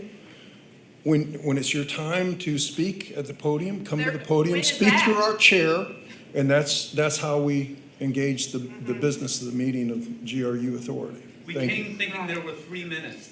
We didn't come thinking there were 60 seconds. You basically don't care what we have to say. You're going to do what you want anyway. We understand how it works, but we're here to talk anyway. Because it matters to us. Process. We talked about process. You all even live here? Are you going to stay here? No, I live in New York, ma'am. Are you Come going on. to stay here once you're not supposed to be here anymore? Like, Oh, my God. Are you going to stay in Gainesville and be a resident? Okay, here's what we need to do. Officer, I want quorum in this room. If they need to be escorted out, please do it. You're the sergeant at arms. You handle that. It's real simple. We're a board up here. We're trying to conduct business with the information we have. It's real simple. You don't like what we are, that's wonderful. I apologize for it. This might be our last meeting. If the governor doesn't reappoint, we still might be here. He might reappoint some of us. You never know. And I'm glad. Back to what I was saying, the utility has an expense with this. I am all for solar. You know, I'm just not for the way we're paying it. So if it's not about the money, why are you so upset the way we're paying it? That's all I said. It's real simple. We're changing the format to pay to make it more dealable with the utility. We have expenses. We have linemen. We have trucks. We have insurance. We have retirements. We have executive staff. We have employees. We have to pay for that. The more people that come on to solar, the less opportunity we have to pay for it. That's all I was saying about the money, for one thing. If it's not a good investment, don't do it. If it is for the environment only, then do it, and I applaud you. That's all I got to say. It's a roll call vote. Okay, thank you, Mr. Chair. Can you bring that motion back up, or the elements of the motion on the screen? Yes. I want to make sure the motion was, I want to clarify to make sure I understand what the motion was. I believe it was the five-part motion. Okay, just wanted to make sure. And if anybody needs to split the motion. Thank you. We are working to get that pulled up, Mr. Chair. We can do that prior to taking the roll call vote, if that's all right, to ensure that everyone's aware. Yes. Okay. It may take one moment.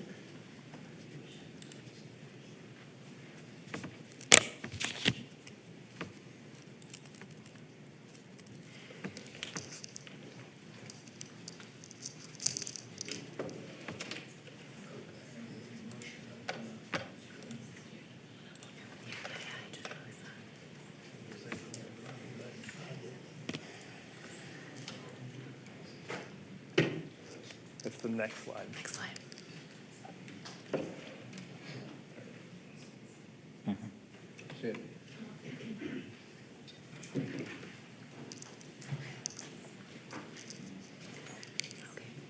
Mr. Chair, is everyone able to see that appropriately? Yes.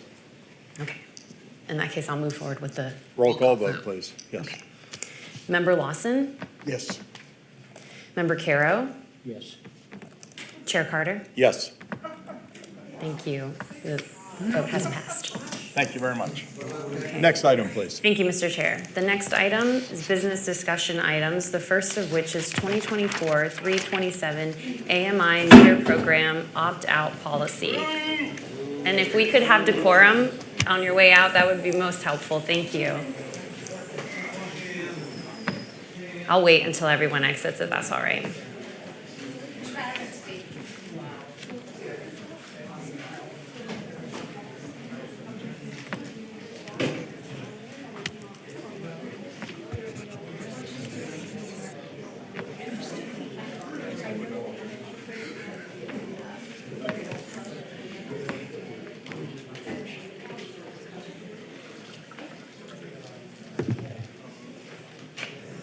May I approach with my email, please? Yeah, come on.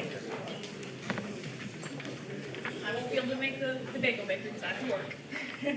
But if you can send me, I would like to see the statistics, I'd like to see the research. because Hold on, while they're getting out of here. If I do a treatment, I have to know. There's my card. Why I'm doing it, I expect the same thing. There's my card. Okay. Call. Okay. Okay? Because you can't make the bagel baker, you're gonna miss good bagels. I gotta work. There's a 6-week wait list to get to see me, and if we get pollution up higher, it's gonna get worse. Okay. And Mr. Chair. And I will add, Mr. I'll tell Chair, you I what, did real find. quick, let me just do it like this. My cell phone number is 352-339-4038. All you have to do is Google Craig Carter in Gainesville. Believe it or not, evil stuff doesn't come up. I'm a realtor. You can get my name real quick. And Mr. Chair, I was able to find Mr. Black and Mr. Collins' information online and send that to you, by the way. There's So, that. Thank you so much. as well. Appreciate it. Okay. Yeah, I'm very reachable, if not at the bagel bakery, on my cell phone, anytime. No problem. Thank you for coming. Okay, I will just repeat the item Yes, please. Thank you. in light of the exit. The item at hand is number 2024-327 AMI meter program opt-out policy. Yes, so Mr. Chair, we have Chad Parker, he's our Energy Measurement and Gas Operations Director, as well as Brett Goodman, who's our Chief Operating Officer. They're going to present an update on the advanced metering infrastructure project. And then there is a policy that we want to put in place at this stage of the project. We need to have this policy in place as we finish it out. And so that will be the action that we're requesting, is to adopt the policy, but they will do a presentation. So Chad? Turn the microphone on. There we go. Tony. So Chad Parker, I'm the Director of Energy Measurement and Gas Operations, and I'm excited to be here to talk about our advanced metering infrastructure project and some of the advancements we've made and how it's coming along. So there's a few key items for tonight that we want to talk about.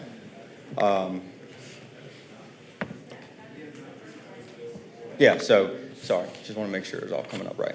Yeah, so a few key items that we want to talk about tonight is, AMI is the next generation of meter reading technology and industry best practice. So we're getting into it at a good time, and we're in implementation phase now. And GRU's AMI project is over 50% complete now, and we're proposing new policies and charges for customers that do not want an AMI meter. So let's talk a little bit about what AMI is. So AMI enables two-way communication between GRU and our customers' meters. So what this allows us to do is to get near real-time energy consumption data and do remote functionality like a remote turn on, turn off type thing. So what makes up an AMI system? There's really three major components to it. So you have your AMI meters, whether that's electric, water, and gas, and that's what measures the energy consumption. And then it sends that data to a network. And this network gear that's out there basically facilitates a data exchange and sends that information to a meter data management system, which stores the data, analyzes the data, and then ultimately sends it back to the utility for us to use. So the purpose of this slide is I really want to show visually how it works, what the data looks like. So when we first started this project out in 2021, we started to roll trucks, and we would hang this network gear up on the poles. And we'd build basically a 900 megahertz mesh network for the meters to talk to. So then we started rolling trucks, and now we're deploying those meters. And once those meters get deployed, they'll start sending data, whether that's read data, whether that's voltage, alarms, alerts, different situations that are happening with that meter. They send it to that device that's hanging on that pole. Once it reaches that network gear, it sends it up to the cloud. The same data, where it hits our Itron, which is our vendor, it hits a meter data management system, head-end unit, reaches our CIS system, and it all gets processed, analyzed, and ultimately gets sent back down to the utility. So we can answer customer questions, and it goes back down through our customer portal, which will ultimately go back to the customer. So although it just took me a minute or so to go through this slide, this stuff is actually happening in seconds. It's real quick, but it shows the value, the data cycle, the data value of an AMI system. So GRU is implementing AMI at a good time. So the industry right now, 70% of electric customers have an AMI meter. So what's good for us at GRU is that we didn't start it on the front end. So all these other utilities have already implemented an AMI system. Majority of them are on their second rendition now, or they're starting out with that. So we were able to sit down, talk to these utilities, understand what went well, what didn't, what would work for us. And just like everything else, technology evolves and it changes. So for GRU, we're hitting at a great time because these meters are like a cell phone. There's a lot of capabilities in them and a lot of advancements, and we're able to install that stuff now as opposed to a few years ago when it wasn't there. So we're hitting at a good time. And in 2021, we started our deployment of these new advanced meters. So what does that look like now for us? There's 220,000 plus meters in GRU's service territory, and 120,000 of those meters now are AMI devices. And we're roughly 75% complete with electric, almost 40% complete with water, and almost 45% complete with gas. So we're moving at a steady pace. And what's significant about that is 116,000 of those 120,000 AMI devices out there are being remotely read, which is a huge accomplishment for us. And what that means is every time a customer moves in or out, we have to physically roll a truck, go out there and read that meter. All that stuff is now being done remotely. We're not even seeing that work come down. So that's a big reduction in truck rolls for us and improves our efficiencies there. And then as far as completion timelines go, we're hoping to have electric done midsummer of this year. Gas will be early 2025, and then we'll follow up with water at the end of 2025. And that's the end of my portion of this presentation. But I did want to take a second and say it's very hard to sum up all the work that we've done over the last several years into just a few slides. And although I'm the one up here presenting, there's a very small team that's worked on this and has worked really hard, a lot of long nights, a lot of long weeks to ensure this project is successful. So I did want to take a second. Some of them are out here in this audience. A lot of them are at home watching. So I want to thank that team for all the hard work and dedication. Thanks. Thank you. Thank you, team. I couldn't even imagine doing that. I mean, I saw the practice field. It was amazing. That's right. You know, come on. So thanks, Chad. So I wanted to echo Chad's sentiment is the AMI project has been really successful. And so one of the things on the slide up there, so to be able to get 116,000 meters read remotely, and we've installed 120, so there's kind of that efficiency factor, right? So, man, that doesn't go without a lot of hard work. And so one of the things that I want to just recognize is we did this project in parallel with upgrading our entire billing system. So most utilities would not undertake both those efforts at the same time. And so, you know, to be able to have that efficiency that's expressed up there and instantly see the meter go in and then be read remotely, it just speaks to the foundational work that was needed both in the CIS system, and many of our folks participated in that. And then the fruits of that labor are really being borne by the ability to plug and play. And so I don't want to, the hard work that has gone into that and see the success has been an outstanding project. And Chad's been intimately involved with that, as well as the team from our AMI team as well as our CIS team. So what I'm going to talk about now is an opt-out policy. So not everybody wants an AMI meter. And so I'm going to present what our recommendation is to offer that type of program to our customers. What I want to say, though, is, and Chad mentioned it, is AMI meters are the industry standard. I mean, the world's going that way, and so GRU, we've been cautious with that technology with regard to what Chad said is being able to harness a lot of the lessons learned from other utilities that have come before us. We're making the right step at the right time to be able to harness that technology, and by 2025, that AMI meter is going to be our standard. We don't want to go backwards and maintain meters in the old way of doing business. We do know, though, as we went into this eyes wide open, we had several utilities that went before us.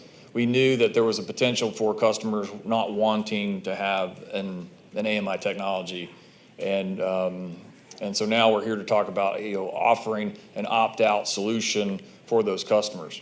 One of the things that the customers typically have concerns with is the radio frequency exposure. And so one of the things I want to just clearly state, we would not do anything, we would not install any equipment that we feel is unsafe to the public or our customers and our employees. And so these meters are very stringently evaluated according to FCC regulations. They have to meet IEEE standards. With regard to kind of giving people some perspective on the radio frequency intensity of these meters, they're very low, fractional compared to the radio frequency you might get from a cell phone or a laptop. The other thing is that the transmission frequency, the hours per day is actually, they only operate about 15 seconds during the entire day to collect the information we need to run the system. So again, just want to reiterate, these are safe, and we would not do anything that would jeopardize we are in the safety and reliability business. So in terms of, I mentioned is, other utilities have come before us with this. What we understand from when we've talked to them is that no utility kind of offers the same programs. Everybody deals with the challenges differently. One of the common elements of all the opt-out program, or not all of them, many of them are a couple things. One is that, we're offering this opt-out policy while supplies last. The technology is going to change. The old meters are going to be obsolete. At some point, these programs will sunset. And so we've adopted that into our policy as well. The other thing that's common to many of the opt-out programs is there is a fee, there is a charge, there is a cost for offering that solution. And so we are also proposing a monthly charge as well as an administrative fee. And so I'll kind of go through that now. At the bottom is what we're proposing is on a monthly basis is if a customer wants to opt out, then they would pay a $38 per month opt-out fee. So every single month that would be billed out. And then there's also a one-time setup fee. And so how did we come up with that number? So we're about at the right spot where we're halfway through. We have had customers approach us with wanting to opt out. And so based on that number, we've kind of extrapolated that to the end of the program. We think that we're going to have somewhere around 100 customers that want to participate in this program. So what we did is said, with our, what would it take? What would the cost take to roll, maintain a meter reader, maintain a truck, maintain that equipment, and roll that every month to pick up those 100 customers? So if you do the math, it's about $3,800 a month. And so we've divided that by 100 to come up with a $38 per month charge. And so that's how we arrived at that number. And then the $85 setup fee is really what we feel like it will take a customer service rep to go in there, change the billing system to recognize that this is not a standard customer. And it may also involve some field services folks to help set them up in the field as well. So that is the basis of our costs. And when we took we did that math, and then we said, okay, how do we compare in the industry? And this is just a way of showing that other utilities in our area have comparable type fees as well as or charges as well as one-time fees. So that's just to kind of give a perspective on we felt pretty good about how we did the math and the calculus. Every system's going to be a little bit different, but that's how we compare. The backup information provides the more details on the policy from a high level. Probably the most important parts of that policy are in the slide here. Is each customer that wants to opt out is going to have to acknowledge the terms and conditions of the program to enroll. Those obviously include that one-time setup fee of $85 and that monthly $38 per premise fee. We are proposing that those fees would be increased on an annual basis based on consumer price index, which is a fairly representative of inflation, or when we do a additional cost of service analysis, because the calculus could change based on the number of people that participate. The other thing is we're only offering this to single-family premises that are in good standing. The other condition is that if you want to have a manually read meter, it's really important for us to be able to access that meter and read it. And then certainly last but not least is this is a while supplies last program. We don't want to continue to maintain that old meter stock. And so as we run out of our stores, this program will ultimately sunset. And so what we're recommending tonight is that you all approve the opt-out policy, and the fees that are associated with the policy would be wrapped into the resolution adopting the GRU rates and fees at a later date. But these charges and fees would become effective after that resolution passes and after October 1st into the next fiscal year. So with that, I'll pause and field any questions. Any questions for the presenter? I don't No, have any. thanks for all your hard work. Yeah. Then we need a motion or not. Motion to adopt the recommendation from the staff.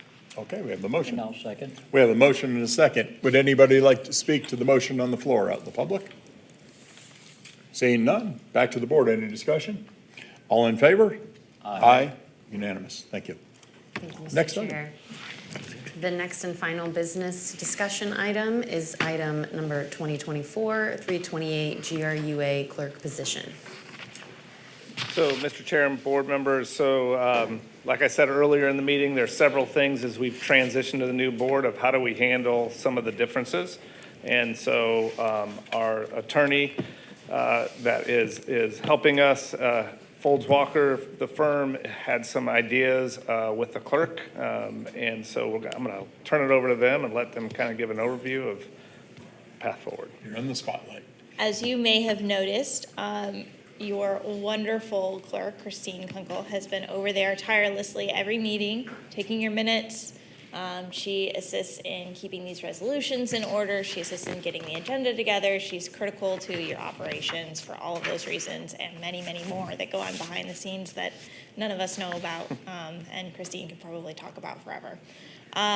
But the intent of this recommendation is to formally acknowledge Christine as your interim clerk for your board, to provide for her to sign the minutes. You'll see at the end of each of the minutes, they have to be signed by the individual who's taking them, to sign your resolutions, attest that this is actually what occurred during the meeting.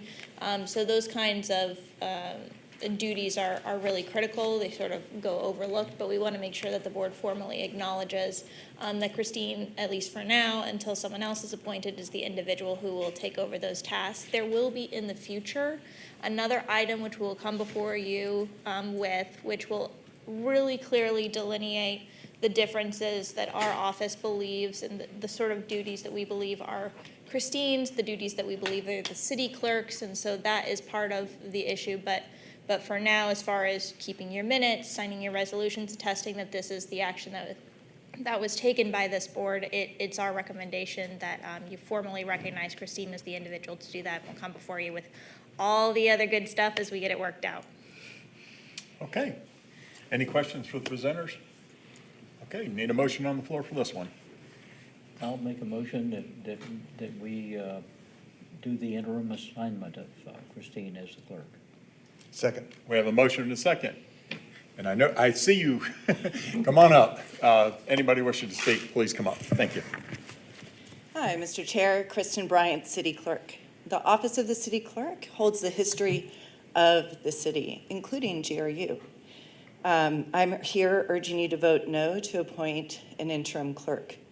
I am your clerk, as evidenced by myself opening your first meeting, and then I handed it off to the staff liaison, who at the time was Robin Baxley, and then those duties passed to Ms. Kunkel.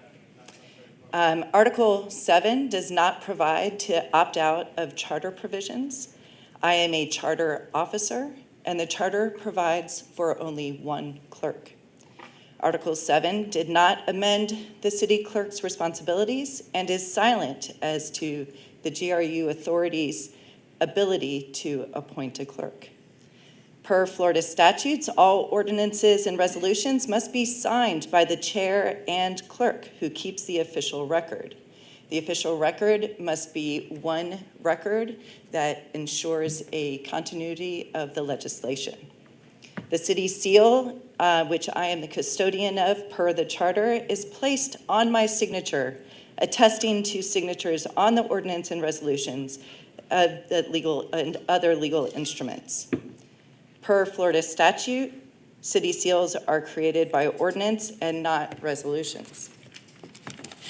If passed, I would like a records request filed for the authority relied upon to make this appointment, since there is nothing in the backup. I stand ready to fulfill my responsibilities as your city clerk and urge you to vote no. Thank you. Thank you very much, ma'am. Any other speakers to the motion on the floor? Seeing none, back to the board. Discussion? Can we ask? Oh, yeah. Please do. That's it. I think we're all looking that way and defend this. As you are all aware, there are a lot of areas in which our office disagrees with some of your charter officers regarding the board's rights, responsibilities, duties, and those kinds of things. We have reviewed the city charter. The city clerk is correct insofar in many of the statements that she made regarding her responsibilities. This is why we don't intend for Christine to go before the city commission and sign any of their resolutions or keep any of their records or keep their minutes. The recommendation that we're putting before you today, we believe, is in keeping with the charter. We believe it's in keeping with your authority to run the utility and to run the authority in a way that is most efficient, that is most practical, and keeps you at an arm's length with general government to the extent that we can keep that, and also keep you in compliance with Florida statute, keep you in compliance with ordinances. There's been a lot of talk tonight, I think, about Florida statute, ordinance, resolution, and how are we passing resolutions that don't necessarily are in keeping with some of the ordinances that already exist. I know that we've talked about it before, but I do want to reiterate that this board has the ability, because you have been granted the power via your charter over certain areas, including how you run your board and how you run this authority, as far as the day-to-day operations. You have been given the authority via your charter to make those decisions, regardless of whether or not they conflict with current ordinances. And the House bill and Section 7 of the charter are very clear that to the extent that any of those ordinances, resolutions, policies, et cetera, that currently exist, that were created by general government, conflict with the decisions that this board makes, this board can override those as long as they are within the powers that are granted to the board. Scott and I have looked at this. We've looked at the charter, and we believe that that this recommendation is in keeping with Florida statute and the charter. I'd reiterate what Kirsten says on this issue, Mr. Chair, and I'd analogize to our role as your attorney for this authority. Nothing in our opinion or nothing in that role replaces Dan Nee, who is the city attorney and has responsibilities not only to general government but also to this board in his umbrella role as the city attorney. So we're not replacing Dan Nee. This motion is not to replace the city clerk. It's, as Kirsten says, that Christine is the interim clerk of this authority, and that's simply what we're suggesting. And some person needs to be in charge of garnering the records, making sure that the resolutions are kept in place, and so there's a record of what happens in the future. And as Kirsten says, there has to be some level of the minute taking, and Christine organizes our executive board meetings that we have. That sort of, there's a number of things that she has taken over in the responsibilities, and this is simply an acknowledgement that has those responsibilities, Mr. Chair. So I assume from all this conversation that this is something you want to do, or you're willing to do? Be careful how you ask that. Willing She's is smart, probably she's gonna say better no. as a term. Mr. Chair, thank you, Member Carroll. That is a great question. I think with the formation of the authority board, this has been a new responsibility to this degree for our office and for the utility.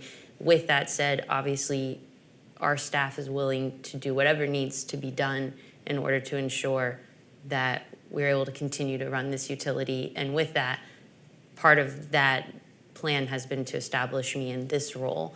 That being said, obviously, there are many folks here who know better than I what is appropriate and not appropriate. So for now, I'm just continuing to do what I've been tasked to do. I don't think she answered it. She sounds like a lawyer to me. I don't Good know. dodge. She's sitting too close to me. Okay. Are you concluded, sir? I am. Yeah, and we are in uncharted territory in some cases. Have you found any other boards that had an independent clerk that, I almost hate to say, but reports to the city clerk? Because ultimately, if she's the keeper of the record, you know, how does that, nothing, or are we just gonna be making all sorts of new stuff here?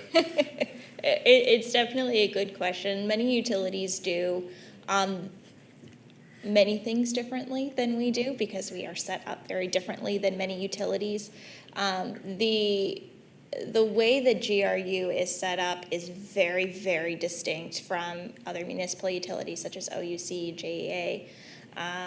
And the reason for that is that there's a lot of oversight. GRU is really very much, you're all generally familiar with municipal government, so imagine a planning and zoning board is very similar to how that sort of oversight from commission to utility is very similar from commission to planning and zoning board, if I had to sort of analogize the two. So to answer your question, I haven't been able to find any that do it this way, but I'm also not able to find any that are really set up the way that we are. Yeah, and I think it's, for me, it's extremely important, as I've said to Mr. Nee numerous times. I think he's amazing. Trying to find a trophy with a little balancy guy on the top, because I think he's done a great job balancing and trying to charter these waters. Same with the clerk. Any decision we make, it's not the clerk isn't doing, we need a clerk. So I'm in favor of the motion, but that's not saying that we're not gonna have to run into some more conversations and clarify it. And I even heard you sort of allude to that. So I think this is the step. We got to start going forward, and in some cases, we're going to go forward and maybe have to readjust. Is that fair, or? I think that is a wonderful summation of where we are. Just the way you wrote it. No, I'm just kidding. So, any other questions? No. I saw you come back up a little bit. Did you want to? It's abnormal, but because this is you. Yes, so I also heard records mentioned afterwards. So I didn't call into question the GRU's authority's ability to amend ordinances by resolution. I call into question a resolution signed by somebody who is not the city clerk as being valid. That is my position.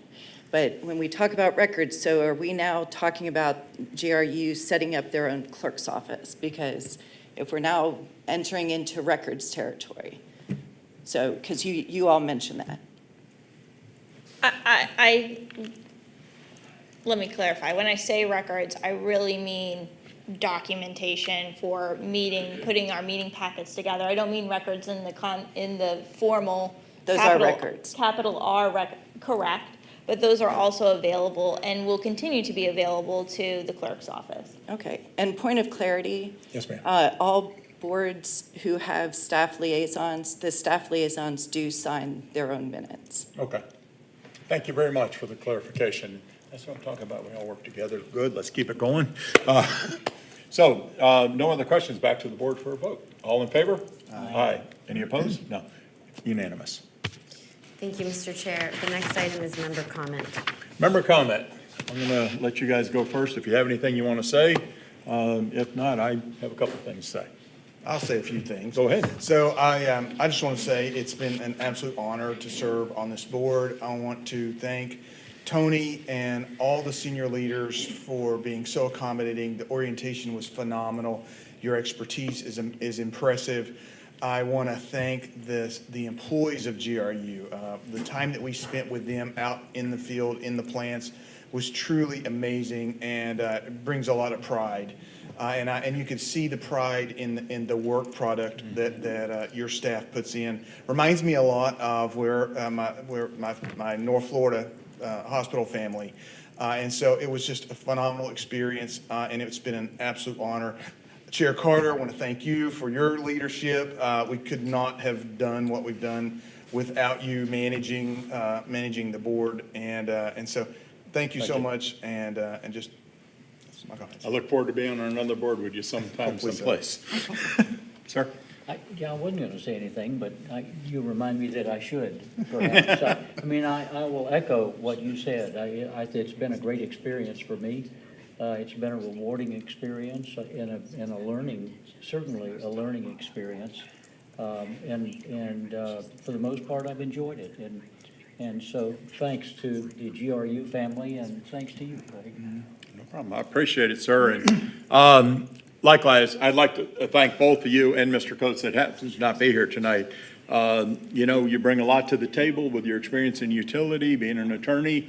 You brought up some good questions. We might not always agree on everything, but that's what a good board does. Eric, I've said this 100 times. You're amazing. I mean, the fact that you run that hospital the way you do, and I've been a patient, and I'm impressed by everything your staff does. I think the way you echoed how this is like your hospital, that's a compliment, people. I mean, you're amazing. I'm just amazed that you were on this board, and I was in an executive meeting with the staff, and they said that they've sucked some out of you. You know, they've got some knowledge out of you, and I think they're planning on keeping in touch with you, so don't go far. As far as me, again, I would echo what the members have said about the employees.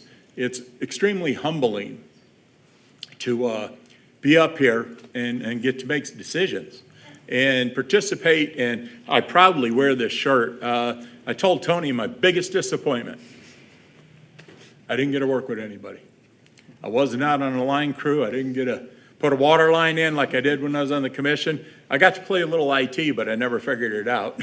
So, you know, they stumped me there a little bit. But it's actually been an honor.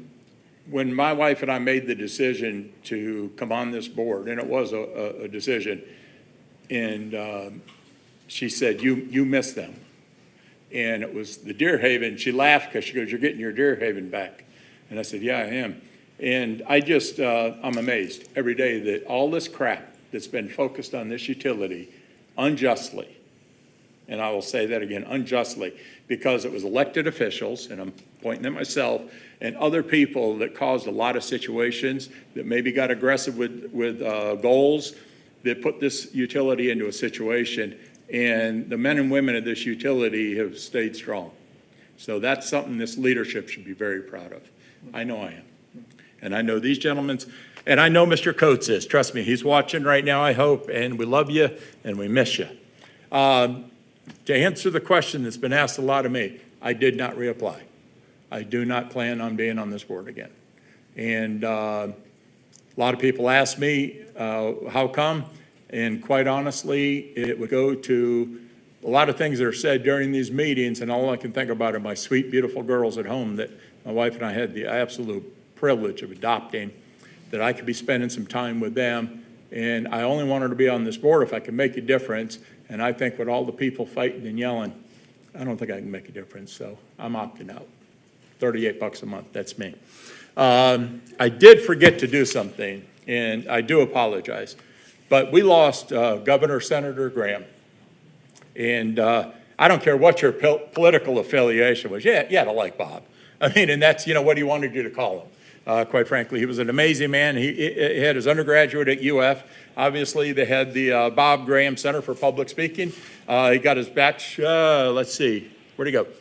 Bachelor of Political Science, right? Yes, in 1959. And he was a bit of an institute here in Gainesville, and he chose this place to live, and unfortunately, he passed away yesterday at the Okamic, one of our senior living facilities. So please keep him and his family, in your thoughts and prayers.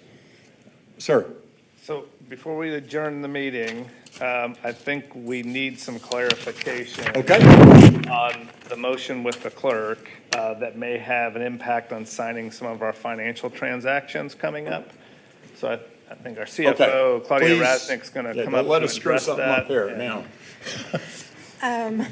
Claudia Rasnick, CFO for GRU. We're scheduled to close next week, and I would really not to have any confusion with the clerk signing. The city clerk typically signs off on our transactions.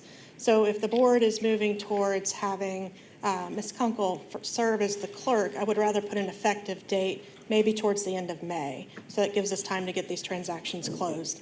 Thank you for your consideration for Thank you that. so much. Does anybody see an objection with that? Mr. Chair, the motion that is before you or was passed this evening does not replace the city clerk. And Dan and I have had this discussion. Does he still need to sign documents on behalf of the GRU authority? And my answer is yes. Yeah.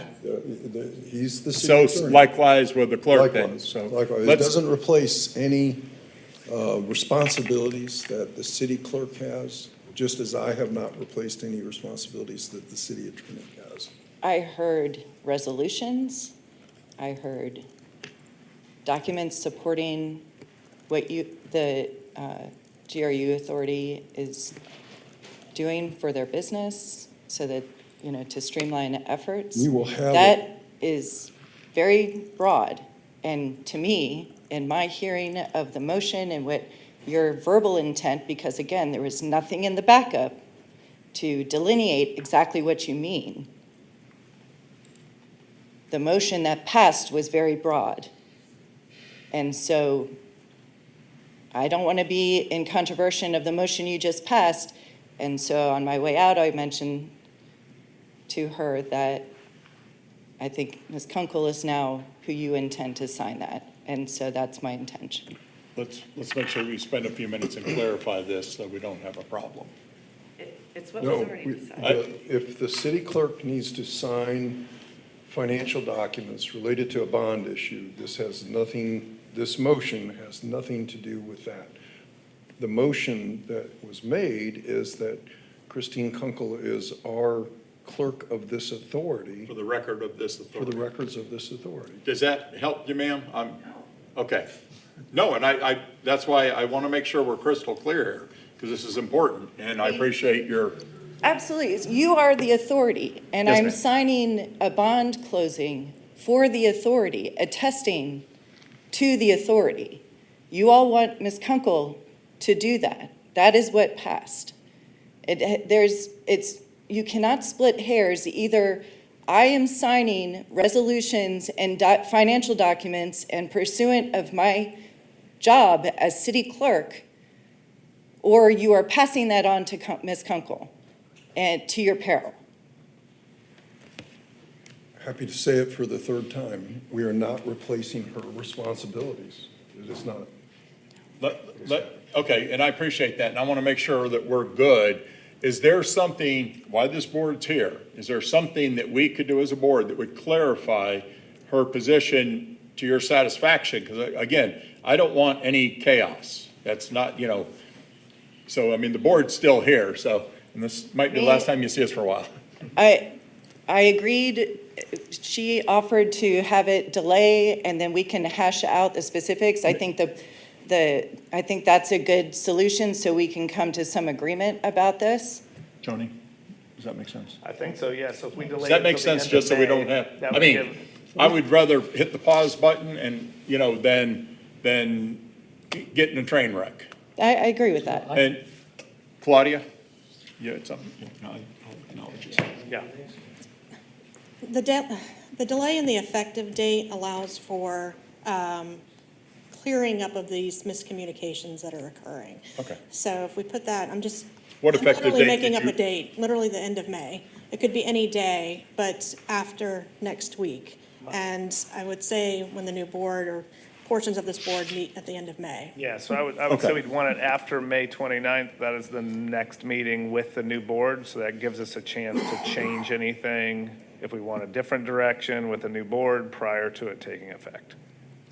Okay, so we'll need to make that motion, and we'll need to vote on that. Correct, Mr. Attorney? That's fine. Okay.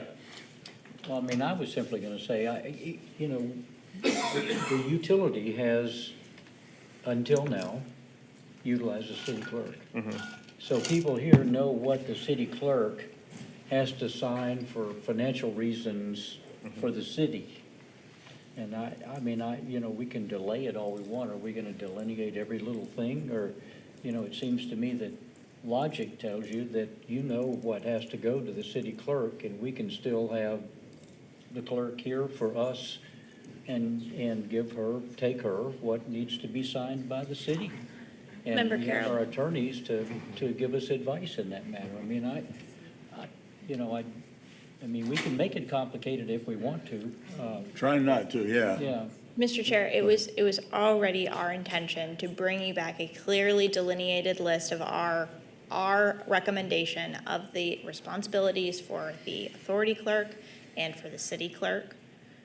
It is perfectly acceptable with us if you all amend your motion such that, or present a new motion, that this would take place after the next meeting. We will be able to give the new board the presentation that we were planning on giving you. No changes are necessary. Okay. Somebody want to make a motion to modify?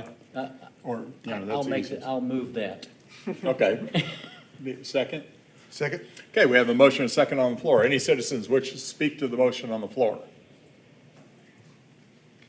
I just wanted to say thank you. I appreciate it. Oh, Appreciate the extra We time want to make think sure about that it. we're all good here, and any Yeah. confusion we don't want, so we Absolutely. can't preach out of both sides of our mouth. It's just a really good thing to not, hash out details on motions like these from the dais. I know we try not to do that over at City Hall, so thank you for this. Where's that? Downtown? Yeah, That's in place. somewhere. Any other citizens to the motion on the floor? Seeing none, bring it back to the board. Any discussion from the board? All in favor, please say aye. Aye. Unanimous. Okay, so that brings us back to adjournment. Yes, Mr. Okay, Chair. ladies and gentlemen, we're done tonight. Thank you very much. Have a great evening. Scott, Kristen, thank you so much. Oh, absolutely. Yeah, thank you. Congratulations.